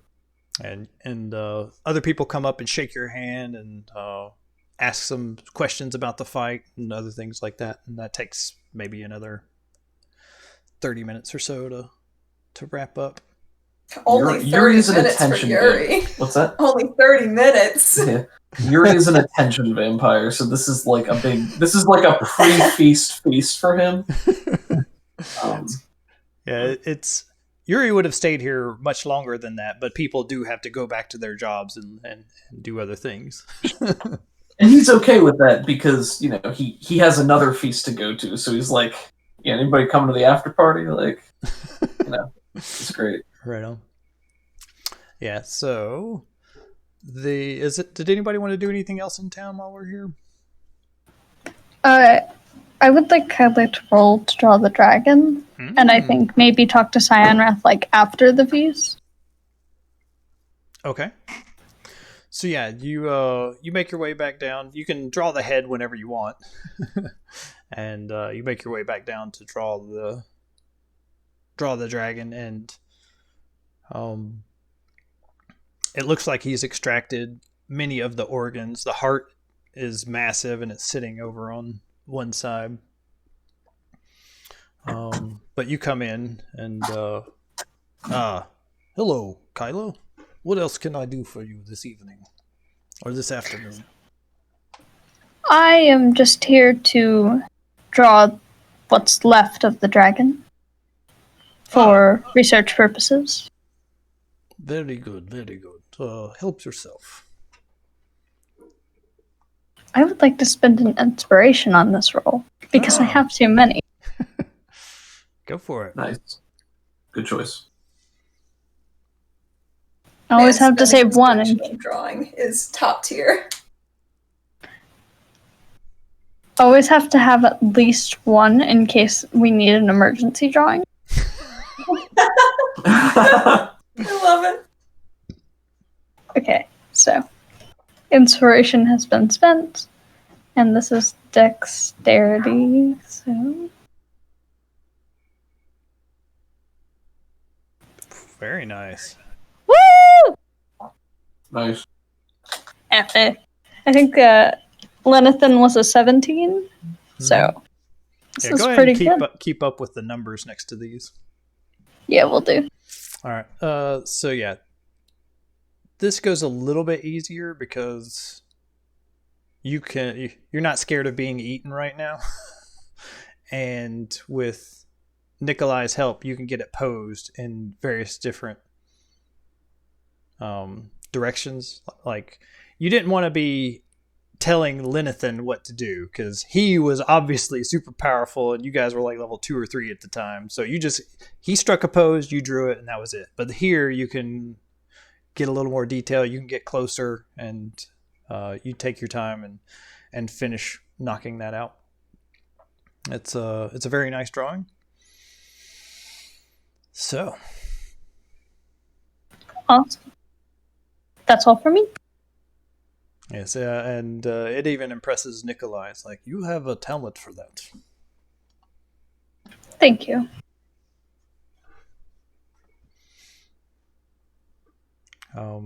But yeah, staying down here, you do kind of get the stink of the sewer on you. So before the feast, you make your way back to your room to take a quick bath and then get ready. So it looks like there's 2 kind of feasts. There's one that's going on in the market, and the other one being held back in Lady Solera's castle. You are invited to either one that you want to go to. First, they are going to be addressing the public in the main market square and giving a speech, and they've also told you that they'll be giving you a commendation from Berdusk. Let's see. Ooh, I should come up with a name for the commendation. I know what it is, but I don't know what the name of it is. So I'll be thinking about that for a second. But that's kind of what they have planned. You'll be asked to either say a few words or just take a bow. And then feasting, music, dancing, all the normal feasty type stuff goes on. Is there anything anybody wants to do before then? What's accommodation? A commendation? It's like a medal or an award of kind of military service. Oh, okay, thank you.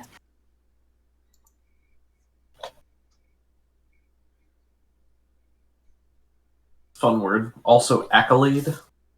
Oh, accolade. Accolade is a fun one. Before the feast, would Karen be able to go to that like halfling and dwarf bar and like network a little bit? Oh yeah. Nice. Absolutely. You're a halfling. My name's Marklo. Call me Marklo. They like short people. Nice. Yeah, they already, like, when there was a mention of a feast, people started just kind of gathering around bars anyways. Yeah, that's fair. They're like, we'll need these later. Yep. And so, yeah. The Flourish Flagon. I'll go ahead and read a little description of them real quick. Rowdy carousing can be heard up and down the street as patrons dance, sing, hurl flagons at each other, and have a good time. Walls are adorned with paintings, often inept and amateurish, done by patrons themselves. They proudly depict heroic highlights of their adventuring careers. Most are of heroes of shorter stature, dwarves, halflings, gnomes. It looks like a child's drawn on nursery wall, full of slaughtered orcs, drow, dragons, etc., with short, plump, bearded folk posing dramatically. The 10 or so gnomes who own the place all answer to the name of Marklo. Easy enough. But yeah, well, you just wanted to come here and have a good tailgating party, a little pregame warm up. I think she hasn't really been away from her adventuring group since they started adventuring, so I think she just needs a little time to decompress and not be around so many tall people.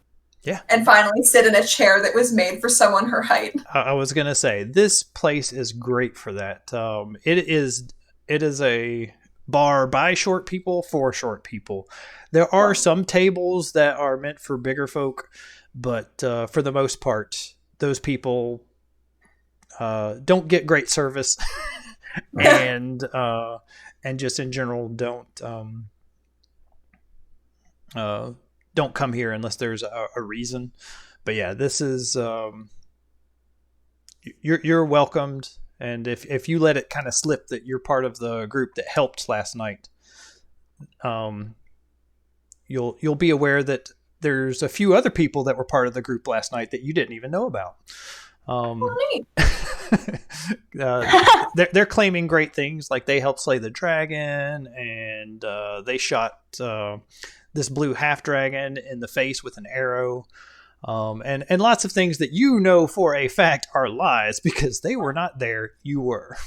So I know exactly. She would not, like, she's not a claim to fame girl. She just wants to, like, kind of get in there silently and observe for a little bit. So she starts asking them targeted questions about, like, oh, how'd you do that? That's amazing. Knowing that they'll see her up on stage later getting a conversation. That's amazing. Wow, you shot him right in the face? How could you even see him from down on the ground? He was up on the walls. Wow. Just lucky, I guess. She's like, I don't know, she's just trying to get in with her people and maybe hear some rumors and goings on. You can definitely have inspiration. Anything that makes the entire group laugh is worthy. That's great. Thank you. But yeah, it looks like maybe a couple of the bar owners are aware of you already. Like, they know that you're a part of this group somehow. She just raises one finger to her lips. and they nod, but then they push a drink in your hand, and she flips up her eye patch and winks at him. It doesn't look like anyone's waiting to collect their money. Like, they keep you fed and with drink and don't expect any coin in return. Oh, her people. They say, feel free to come back after the ceremony lasts. Maybe I will. But yeah. Does anybody else want to do anything? I'm good. Yeah, I think I'm good. All right. So people start... as time approaches, you are already in position because you don't want to be late to your own award ceremony. Right. Kyla or Karen's probably the last to show up. and people start gathering in the market square. Let's go back to Berdusk.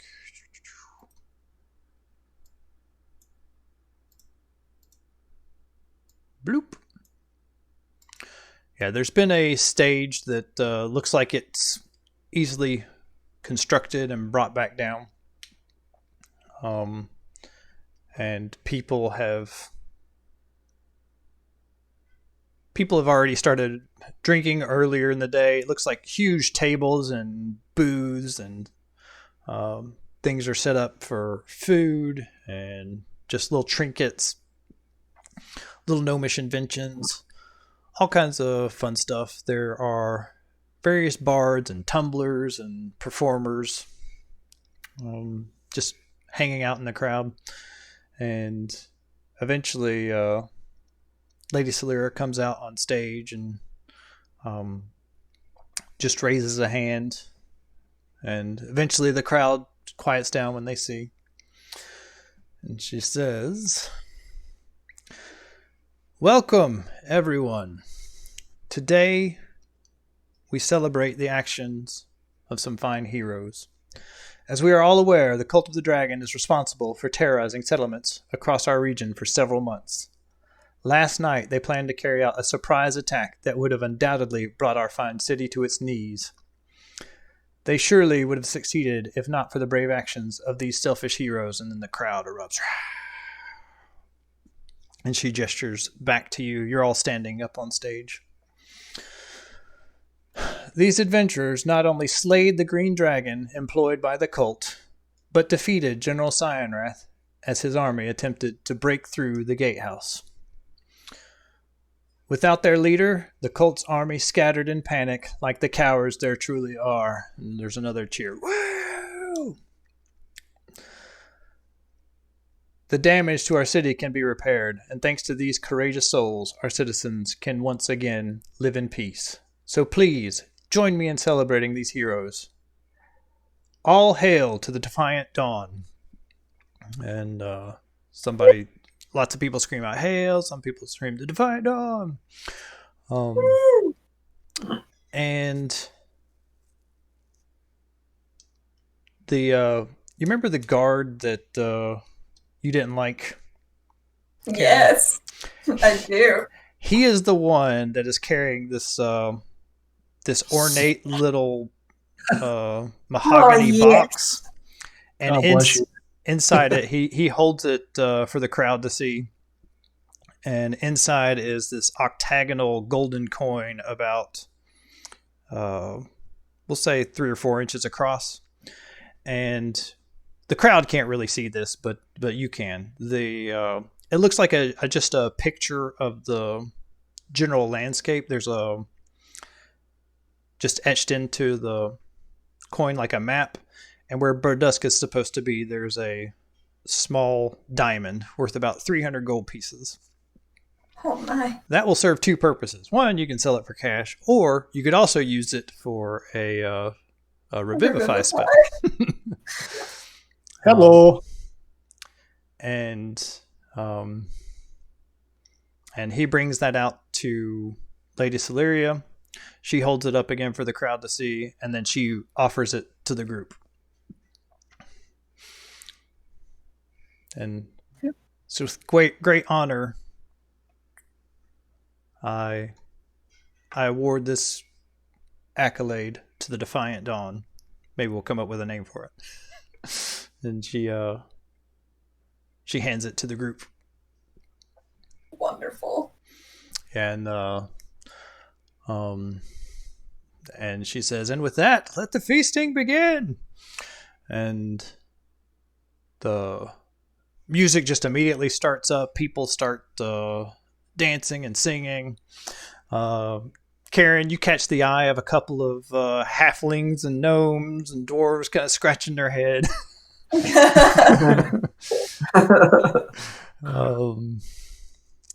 And yeah, it's a good time.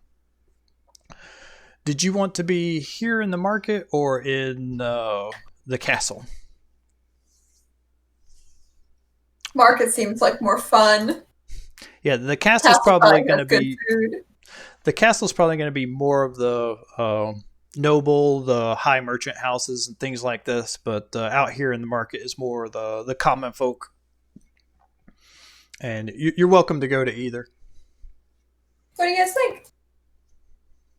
I think Yuri wants as many people as possible to see and hear how great they are. So probably the common folk is better, and also he's had his fill of nobles for the day. Yeah. But out of character, I'm fine going wherever. I agree with the common folk. It would be fun to talk with people who are more impressed. Yeah, and you can split up even if you wanted to. There's, Mm-mm. I don't have much planned for the actual feast festivities itself. It's just more of a set dressing for where you want to be. Sure. I'm definitely all about the market. Maybe if I have an opportunity to go and split off and give the same warning to the High Lady as I did the Council of Lords, I will, about the spies and whatnots. I'll give her a little, hey, watch out, and good luck with that sort of thing. Yeah, since she asked you if you had found anything from earlier. And I'll just disclose everything, full truth. Okay. Give me a second. I need to go use the bathroom real quick. Be right back. Oh, we're gonna party. Partay. They're getting their commendation. Yuri does the Chewbacca.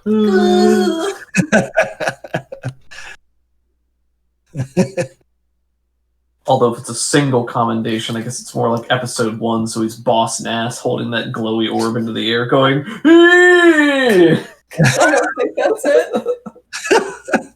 One of the Sand Raiders raising their gaffy sticks up above them. Oh, so we finished up Mandalorian season 2. And what Wow. were your thoughts? Yeah, Oh, God, I So loved it. good. right? I was in for the entire season. There was no like dull episode. It was all just full throttle. I really Oh, yeah. liked the one with the Bill Burr, the Imperial agent guy. Yeah, Yeah, like yeah. the train and the cargo train. Oh, Yeah, Oh, it was awesome. Oh yeah. that little conversation he had with his former superior officer. Oh, yeah. Oh. And then Oh, I him being the hated that one- guy. Yeah, and him being the one just shooting him and setting that whole scene off was fantastic. yeah. It really felt like The Mandalorian as a season, or season 2, super pulpy action adventure. It made me constantly think of Savage Worlds and how Yeah. each individual situation Every is time. just, different tasks and stuff. So I thought that was Oh, really cool. absolutely. Yeah. So we were just talking about how we love Mandalorian season 2. Yeah, that's good stuff.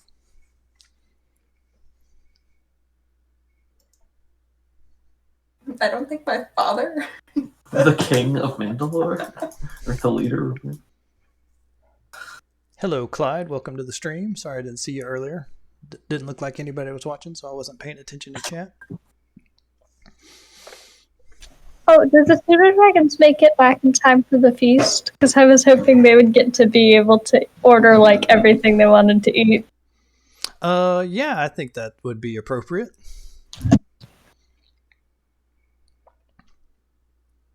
So yeah, you're. It sounded like most of the people. Or is everybody back yet? Yep, we're all here. Okay.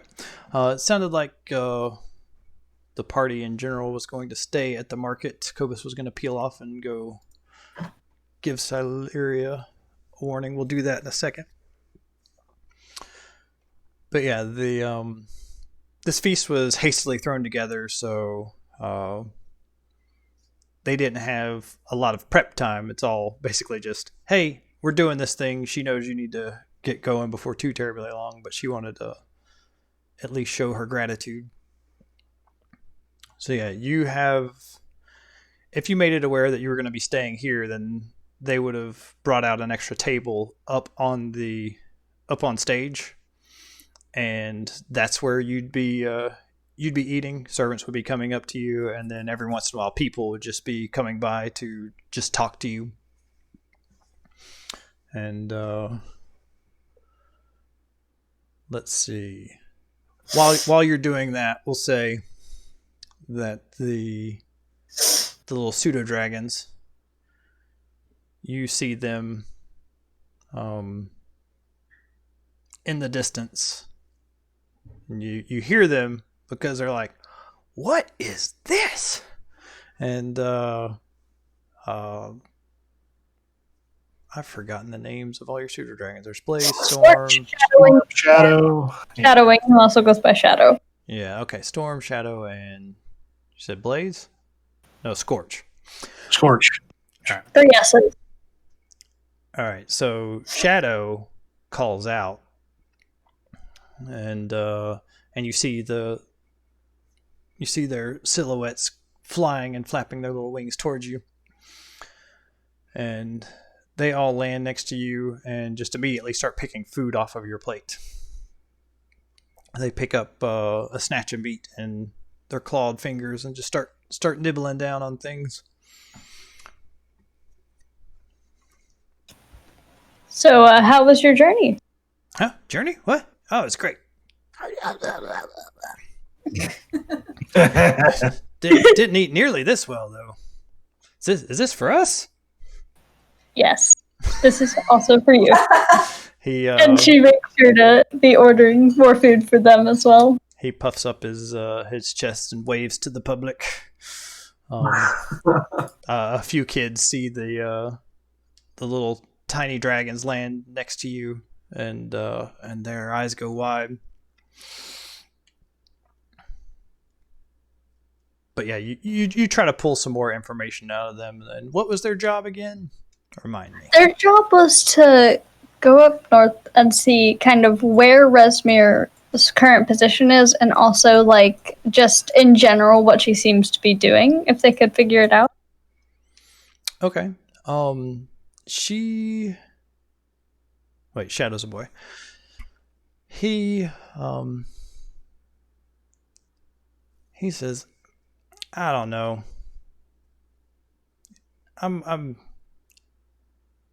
Resmir was doing some stuff and moving north, and I don't know. And Storm interrupts. Just let me tell her. And Shadow happily goes back to his food, and she tells you, taking this very seriously, she was in command of a small number of troops, and it looked like a lot of them were carrying wagons that were filled with treasure. Oh my goodness! And they met up briefly, and about half of them went north, and the other half went west. That's an ominous ring. And she shows you, it was at Scornabel where they kind of met in the wilderness. And she went west. And they had lots of wagons and horses. And it looked like they weren't all leaving at the same time. It looked like they were leaving in shifts, I guess. Well, thank you very much, Storm, and I'm very proud of all 3 of you. And so she pulls out some of her personal gold and passes out a few gold or silver to them. Ooh, nice. When you pull out the gold and start laying it down, and they start hissing at each other and like scurrying. Mine. Yep. And Storm says, and did you take care of the job that I gave you? It just so happens that I did. I found his body on the bridge. And she lets out a sigh of relief. So for those of you watching, there was the scam that this kobold was running, where he sold the pseudo dragons to members of the mercenary crew and soldiers and other people even, but the dragons had a deal to come back in a few days. And of the 3 pseudo dragons, Storm was thinking that she should be heading back. The other two didn't care, but Storm said, "Hey, if you go kill this kobold, then I don't have to go back to him," and that's what happened. Nice. But yeah, was there anything people wanted to happen during the feast itself? I would like to use my staff and use one of the charges of Druidcraft to kind of help decorate the buildings with vines of flowers that go onto the top where the gutters would be. With very nice. Purple, yellow, and white flowers. Excellent. So yeah, you take out when you move into the crowd and start getting closer to be able to do this. You get a little gaggle of children, like immediate, like as soon as you step foot off the stage, there's just like this horde of children that are following you and watching what you're doing. Some parents kind of laugh nervously as you walk around, and but you're obviously heroes, and you start doing that, and the kids let out these oohs and ahs of being impressed. I'll do a little public service announcements to the kids, like a Smokey the Bear or something to promote nature. Do you have any like persuasion skills or anything? You can go ahead and roll just to see what kind of effect you have on them. Okay, let's see here. I think you'd probably have advantage here, so we'll go with that 21. So you're just trying to get them to respect nature a little more, and inspire them to get out in nature and have a picnic or something. I don't know. Excellent. Some of the kids like parrot back what you're saying, and but one of the kids is just a little bit obnoxious and is like, "And kill any dragon you see."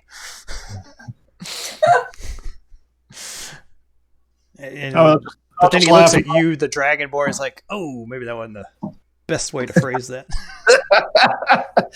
I'll just chuckle and says, "Oh, you ought to meet my friend Karen. You ought to get along very well."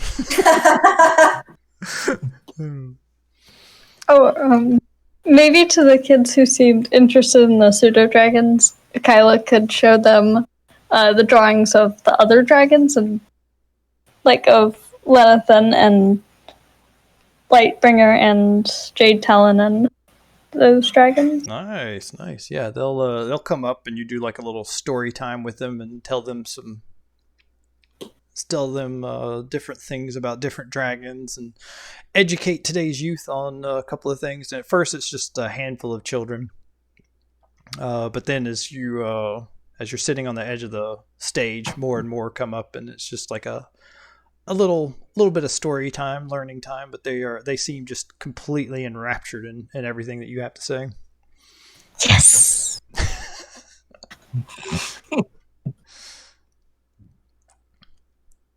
Anybody else have a scene they want to shove in there?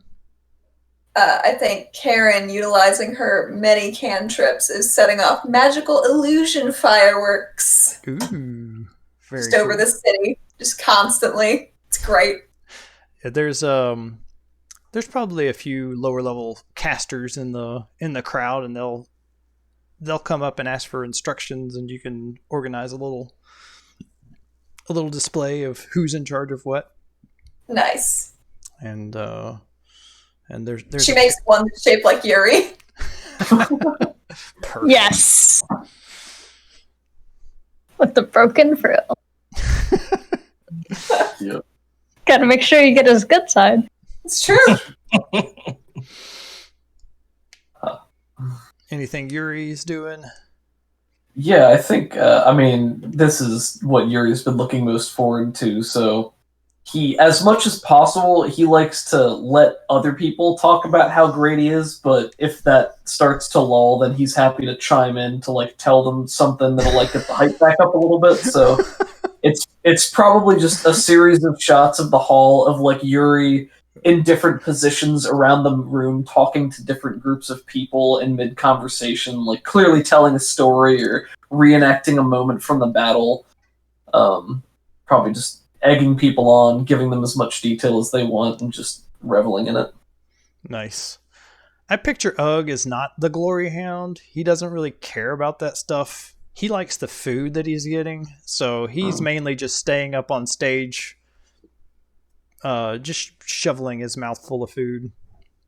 And when that's gone, somebody puts more on there, and he eats it. And he is sitting next to him and just is kind of looking at him like, "Don't you ever get full?" And but eventually she'll go her own separate way, and Ugg's just gorging himself. Someone's like, "I heard that the orc took down Cyanwrath," and Yuri's just like, "Yeah, he was there."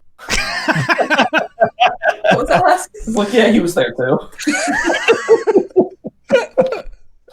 So anyway, there I was on the crane. Who was moving the crane? Doesn't matter. What'd you say? Who was moving the crane? Yeah, Ugg was there too. That's not the key part of the story. Pay attention. Yeah, but he never gets tired of rehashing the stories. I feel like he keeps it on the level, though. He's not the type to over-embellish what he did. You know, if any embellishment exists, that's how he imagined it in the moment. Right. But he's very much like, your deeds are what you've earned, and this is what I've done, so, like, I'm not going to lie about them because I didn't earn that, so that's where he's at. Very nice. So the dragon's not getting bigger and bigger with each telling. No. Excellent. But he will pull out the head occasionally to parade it around and let people see when they ask about it. Nope, nobody's asking about it. Well, I mean, he like subtly steers the conversation that way. It's like, you should have seen how big its head was. And if somebody's like, "Oh, I wish we could see it," he'll be like, "Well." Oh, God. No, I said a flagon, not a dragon. Yeah, this is the part where Yuri's the amount of attention being paid to him is more important than the specific content of the attention. So, like, if pulling out the head is going to scare people away, then he will not do so because he wants the attention. A couple people do want to see it, but it's not like you have a line of people, "Hey, show me the dragon head."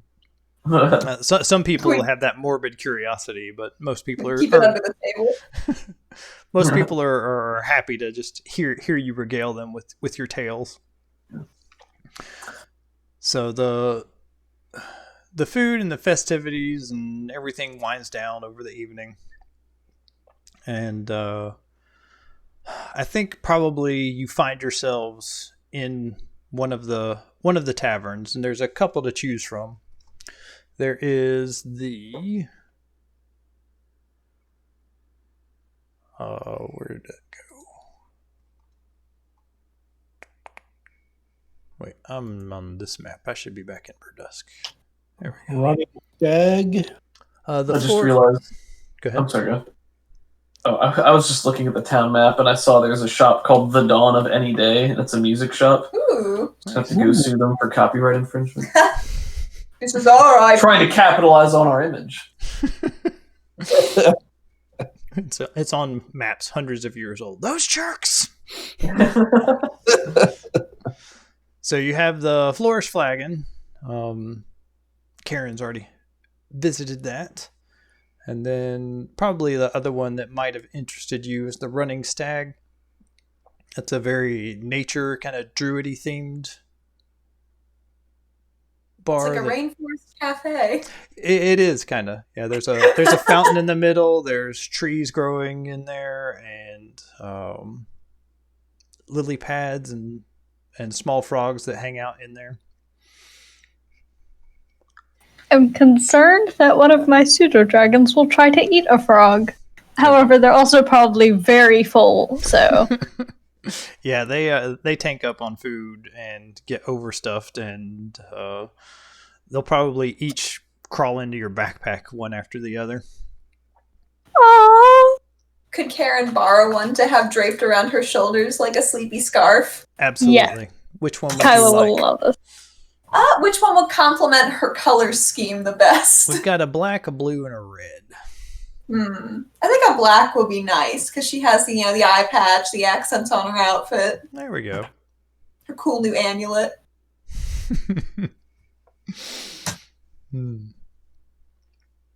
So I think probably as the festivities wind down, Yuri definitely will go where the party goes and he finds himself at one of these taverns. Does anybody else want to go with him? Oh, absolutely. Yeah, Karen's going to make sure he doesn't get into trouble. Trouble? What? She's never seen him drunk before. She doesn't know. There was the one time in our first session, Yuri got a little tipsy and he was like, "And I killed 10 kobolds with one blow." Yeah, that sounds about right. She's like the designated driver right now.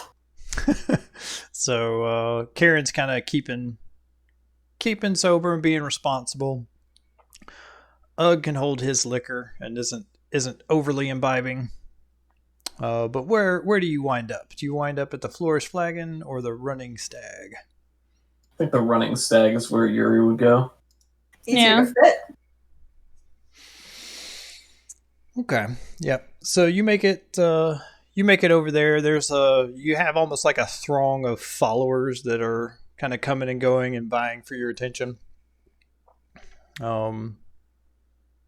The kids have kind of been called back to their parents, and you make your way to the Running Stag. Where is that?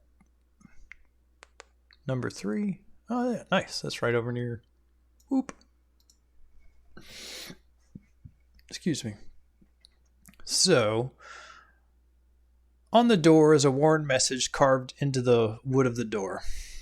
No druidic duels today. The management. And underneath someone has scrawled, "Not even a little one?" And that looks much fresher. Inside looks like a forest. There's pillars that have been carved into look like tree trunks and branching tree limbs overhead, and drift globes kept above by netting keep time with the time outside. It's starting to get dark, so these small globes and pinpricks of light come on as the sun sets, and it looks like a moonlit night. And there's just an endlessly bubbling spring that's in the center of the room, as and small lily pads floating gently. But yeah, you get your run of the place. They invite you in. They give you the best table. Some people were eating there, but they happily give their seats up for you and hang out with you. And the party continues for a good hour or two after that. But then, we're eaten by that necromantic dragon. I would actually. I told you. Stop! I'm already dead. If it's combat, it's a shame I can't use my massive fireball spell indoors. Maybe we should take this outside. Well, all right. So you guys are having a good time. The owners have given Cobus kind of just default. They just assume that he's the one in charge, and defer to him for things like orders and drink orders, food orders, that sort of thing. And people are having fun, and then all of a sudden, this group of 5 half-elves obviously come together in a group, and they're looking at you like they scan the room, see you, and then one of them just like locks eyes with somebody and just walks over to the bar. Looks like they're just studying you. Pull up a chair, friend, and a flagon. Let me post a link here where you can see it. Share this with chat real quick.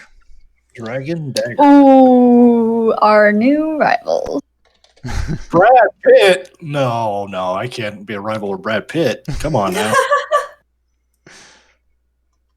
Show this to chat. Boop. Oh, I like Lana Aisha, if that's how you say her name. Who the heck knows? Lana Aisha, that's how I would say it.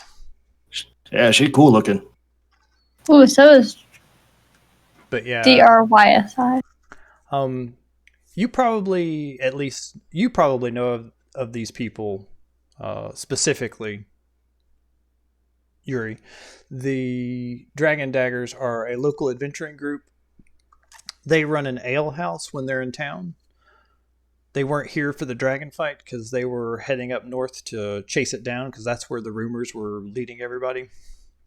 So they went up north to take care of that. So that's why they haven't been around. But now they're back. And you tell him, pull up a chair and grab a flag. And he says, I think I will. And he does and sits down. Like, he plops down aggressively while the rest of his crew kind of goes up to the bar and gets a drink. Karen's unsure about this. You and your group are the Dragon Daggers, correct? Ah, I see you've heard of us. Indeed, we have. Somebody shouts out, not in their crew, to the Dragon Daggers, and the crowd raises their glasses. And there's definitely the dichotomy of everybody here is like super happy, but there's like this just intense tension between the two groups. We have indeed heard about you. It's a pleasure to meet you. Have we heard of any like specific exploit that they would have been well known for, or is it just a name that you hear come up often enough about smaller things? Standard adventurer stuff. They are well known enough to where they have an established base of operations here, and when they come back from an adventure, merchants usually line up outside their ale house to see what they brought and to hear stories and things like that. So they are well known, and they're good at what they do. I think Yuri will, unironically raise his drink to them and say, "To the Dragon Daggers." To the Dragon Daggers. For the dragon.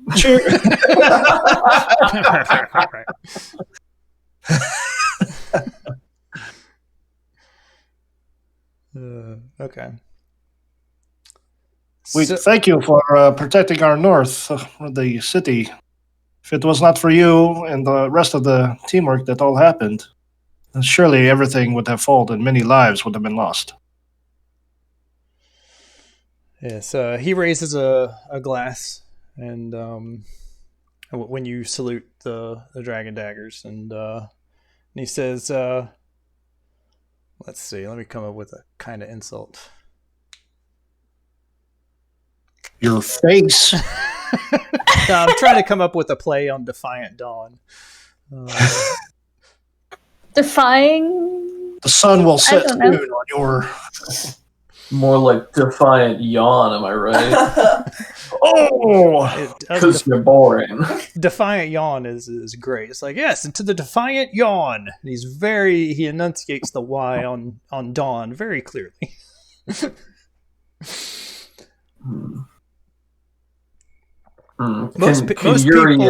Most people are too far gone at this point to notice that there's an insult that was been thrown. Can Yuri make some sort of insight to tell if that was on purpose or not? It was definitely on purpose. No roll needed. I say, it's rather convenient you knew the dragon was here in the city, rather than up north where it was supposed to be. That is because we did our jobs, That's what we do. I wouldn't say convenience, more as we had a contact down in the town of Greenest, and he... A contact? Was it a cultist? No. The contact is called hard work. You should try it sometime. Oh, burn. I'm trying to keep the peace! There's no peace to be had. Cobus is trying not to keep the peace. And Kyla's just, she says, Yeah, and when, we... hold on a second. When he says, oh, was it a cultist? Then, like, the crowd was, like, merry and happy, and then, like, everything starts to quiet down. Okay, No, so go ahead, Kaylee. Sorry to interrupt. He was just a friend of ours, and he led us to this. Who knows of the inner workings of dragons and cultists? He heard rumors, and we were investigating into the dragon cult, so that's where we headed. That was our current lead, and it ended up being very valuable as we infiltrated one of their camps, and we were able to get the information that they would be conducting a siege on Berdusk with two dragons. This is taking way too long to convince a group of drunk people that you're in the right. People's eyes glaze over, and they're like, Sorry. and then somebody says, "I heard there were spies in the city," and then there's like a murmur, and Ian turns to the group. I heard the same thing, and he looks over at your group. Well, out with it. Obviously, something is bothering you. Tell us what you feel. No need to play on words. Yes, we told you. I'm sorry, go ahead. No, that's okay. Go ahead. Yes, we told you. We found information. Intelligence. Ever heard of it before? He takes another sip and sets his flagon down more aggressively. It's just curious how a group of complete amateurs could bring down something like a green dragon, not to mention that guy Cyanwrath. Well, clearly we're better than you are. Well, we also killed his fiance, so... Perhaps if you'd been here to see it, you might believe it. Where were you, in fact? Such a well-known group of adventurers, not even present when the city's under siege. So busy chasing the wind in the north. Yes, that's what the real heroes were doing. They were checking out the leads, the intelligence, as you say, that pointed everyone to go up north. And so we went there, but there wasn't a dragon there. I just find it convenient. Perhaps you should double check your intelligence then, because clearly you failed. Are you speaking with cultists? And so you're convinced. It is rather convenient that you were not in the city when the town was being attacked. And you said that the real heroes were up there. And what were you doing? Looking for the green dragon. Which we dispatched for you, so you're welcome. Enjoy your drink. It will be on us after, since we are the ones that took care of the city while you were away playing around. The druid that runs this place comes up front, is like, and says, "Hey, take it outside." But he's trying to say that while just there's more and more noise, and Ian says, "Damn right, the drink will be on you," and he splashes you in the face with it. Delicious. Roll for initiative. Oh, man. Oh, gosh. Everybody evacuate! This is gonna get real. So I hate to say this, but I actually have to get going here, guys. Oh, yeah, it's 4:15. I'm sorry, I didn't see what time it was. That's a good cliffhanger, eh? I'm so sorry. No, it's great. It's a really good cliffhanger. Great. It's fantastic, really. It's wonderful. Yeah, Yuri is delighted to have an opportunity to trounce some upstart. Yep. Hopefully, he hopes. He's Sorry. drunk on power and adoration. What's the challenge rating on this group of fools? Clyde just said, "How dare you?" Just I'm kidding, sorry, Clyde. Come back in 2 weeks, Clyde. We do this every couple of weeks on Saturday at noon Eastern. Always welcome back. So, real quick before you go, Kevin, quick postmortem, things you liked, things you didn't like. Oh wow, I loved everything about it, man. I can't really think of any critiques of any kind, really. Put a little moral grayness in there, like, hey, this guy is a necromancer. I feel, He's doing necromancer. I feel a little bad that I caused the whole group to be kicked out of the thing without. I thought my interpretation was that I would just get kicked out. Oh, I'll try to be more clear. Yeah. It was okay. I don't think we had any much else to do. Yeah, I had Tara no didn't wanna horse. be there I was anyway. fine with it. I thought it was a fun outcome because, I mean, Yuri set up that situation poorly by literally just stomping in and putting a dragon head on the table. Are you kidding? That was the best. I love that. That was good stuff. Heck yeah. I liked that you gave everybody, their moment in the sun and, shined a spotlight on everybody individually for what they were getting and, all that good stuff. And we have a summer home now. Mm-hmm. Yeah, that was cool. Somewhere home. That's a beautiful shield, by the way. I love that shield. Oh, thank you. Yuri was happy with it as well. Things took a little longer than I thought they would. But Kevin, if you have to go, we won't play without you. We'll just be talking. Alrighty, man. I'll take care, guys. Have a good night, sir. Bye. Bye. Yeah. Bye. So does anybody? Kevin, what a nice guy, am I right? He's the He's the best. Best. He is the best. I love Kevin. Of course. He's a good Oh my guy. gosh, he's like so nice. Does anybody have What a anything sweetheart. else to add to what they liked, what they want to see more of? I really think we might want to see less of the cliffhangers, maybe, and a little bit more of the tying up loose ends. Yeah, stuff took a little bit longer, so I'm sorry about that. Sorry for the need for a cliffhanger.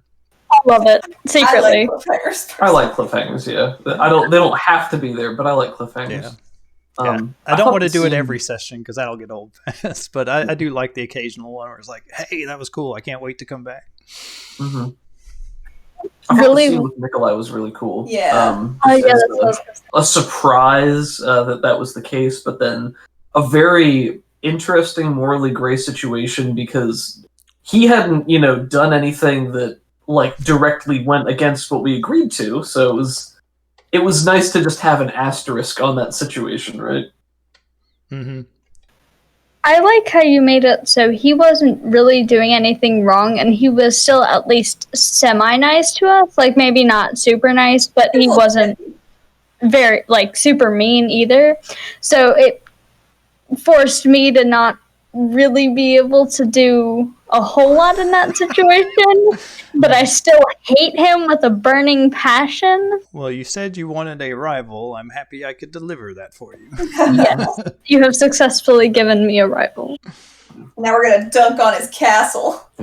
I'm concerned for the dragon daggers. I don't want to accidentally kill them when we crush them in battle. Yeah, they're not They're going not to. lethal. They're not going to do anything lethal. No one's drawing blades. They're just kind of ticked off that you came here and stole their reward. I'm using my finger quotes there. Well, maybe they should have been here on time. Well, I'm excited to be literally in a position where I can use the Tavern Brawler edge Yes. in its designated capacity. So, I'm sorry you had Yuri is to wait a delighted. whole session to do it. no, you're fine. I mean, I've had plenty of opportunities. It can always just be, picking up and throwing whatever's lying around. So, Yeah, I'm looking forward to it. mhm. It was going to be either breathing poison or if everybody gets out into... Well, no. Fireball would be very bad. But definitely breathing poison. Yeah, Fireball isn't non-lethal. Fireball would kill lots of patron goers. Maybe the gas could just knock them out or something. But yeah, we got. I wasn't planning on doing one party versus another and a knockdown drag out. It'd be more of a cinematic thing of stuff that's happening. Hmm. So That sounds cool to me. you will get to roll some rolls and do some things, and you are heroes of this town, but so are these guys. So don't go casting fireballs and slaughtering people. Oh, I won't be. No. That's why I'm not going to. Well, listen, they threw ale in our face, so we threw fire in theirs. It's reciprocal. I have a lot weaker fire spells that I really think are probably a better alternative, such as Firebolt. Fire is lethal, just like stabbing someone with a dagger. Yeah. What about poison? Is that lethal? Could somebody just choke on it and like pass out? I'll talk to you after the game about what might be appropriate and not appropriate. This is a friendly tavern brawl between two rival adventuring. Oh, okay, it's a tavern brawl. All right, makes more sense that way. Karen could cast Shillelagh on her staff and just wail on people's ankles. Yeah. Ah! People are just falling down in the crowd. Where is she? You could cast Charm Person on their leader. Yep. See, Charm Person is a great option. It's a very good option. And that's why I will make you so. Hey.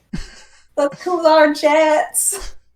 We're just having a good time for one more hour. So yeah, up next session, we're probably going to be leaving Berdusk.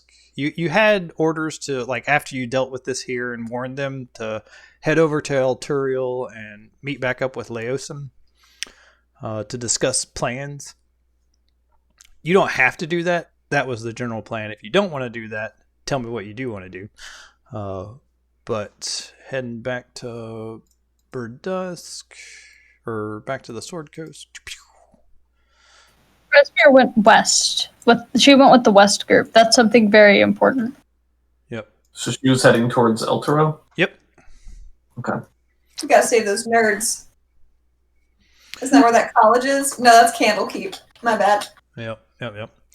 Yeah, El Turiel has some weird stuff to it, but we'll get to that later. And just to give you a little bit of a spoiler, after that, you're heading. If you're agreeing to go with them, you'll be heading to Baldur's Gate and trying to infiltrate the caravan that's headed north. Cool. And basically keep tabs on where all this treasure is going, because they don't know where it's going or what its purpose is for. Well, the title of the module is Hoard of the Dragon Queen. I'm pretty sure they're gonna get all their treasure together. They're gonna summon Tiamat and they're gonna be like, hey, you know what? We got all this nice shiny stuff for you. Why don't you not kill us? That would be... Yeah, she's gonna kill him. I don't know. she totally will. She knows she won't care. I don't know why Laosin doesn't look at the module name. That was just like, come on. Come on, Laosin. Get good. Yep. So Yeah. we'll have a friendly tavern brawl and then probably head west and join up with the caravan. And like I said, we'll have about a week worth of downtime to do something that you want. Advance some personal plot lines or do a little side quest like raid Nikolai's lab. Yes. Ooh. I like that guy. That is inconvenient for you. Maybe it's inconvenient for you. And then so that's the general plan. If that doesn't line up with what you're thinking, then just let me know and I will plan accordingly. And That's excellent. thanks for stopping by, Clyde. Been fun running, and hopefully we'll see you again next time. Goodbye, everybody, and happy Valentine's Day. Happy Valentine's Day. Day. See you guys. Oh yeah, and Doug and Allie have a podcast called RPG for You and Me. Check it out. They do some little husband and wife RPG on custom worlds. Pretty cool. Oh, We just posted our season 2 finale. Science fantasy. apparently Clyde's a fan, so never mind. Oh, Clyde, you listen? Yeah, he said, yeah, they That's do. so nice. Well, thank you for being here and thank you for listening. Yeah, absolutely. So everybody have a good night, and I'll talk to you later. See you later. Good night.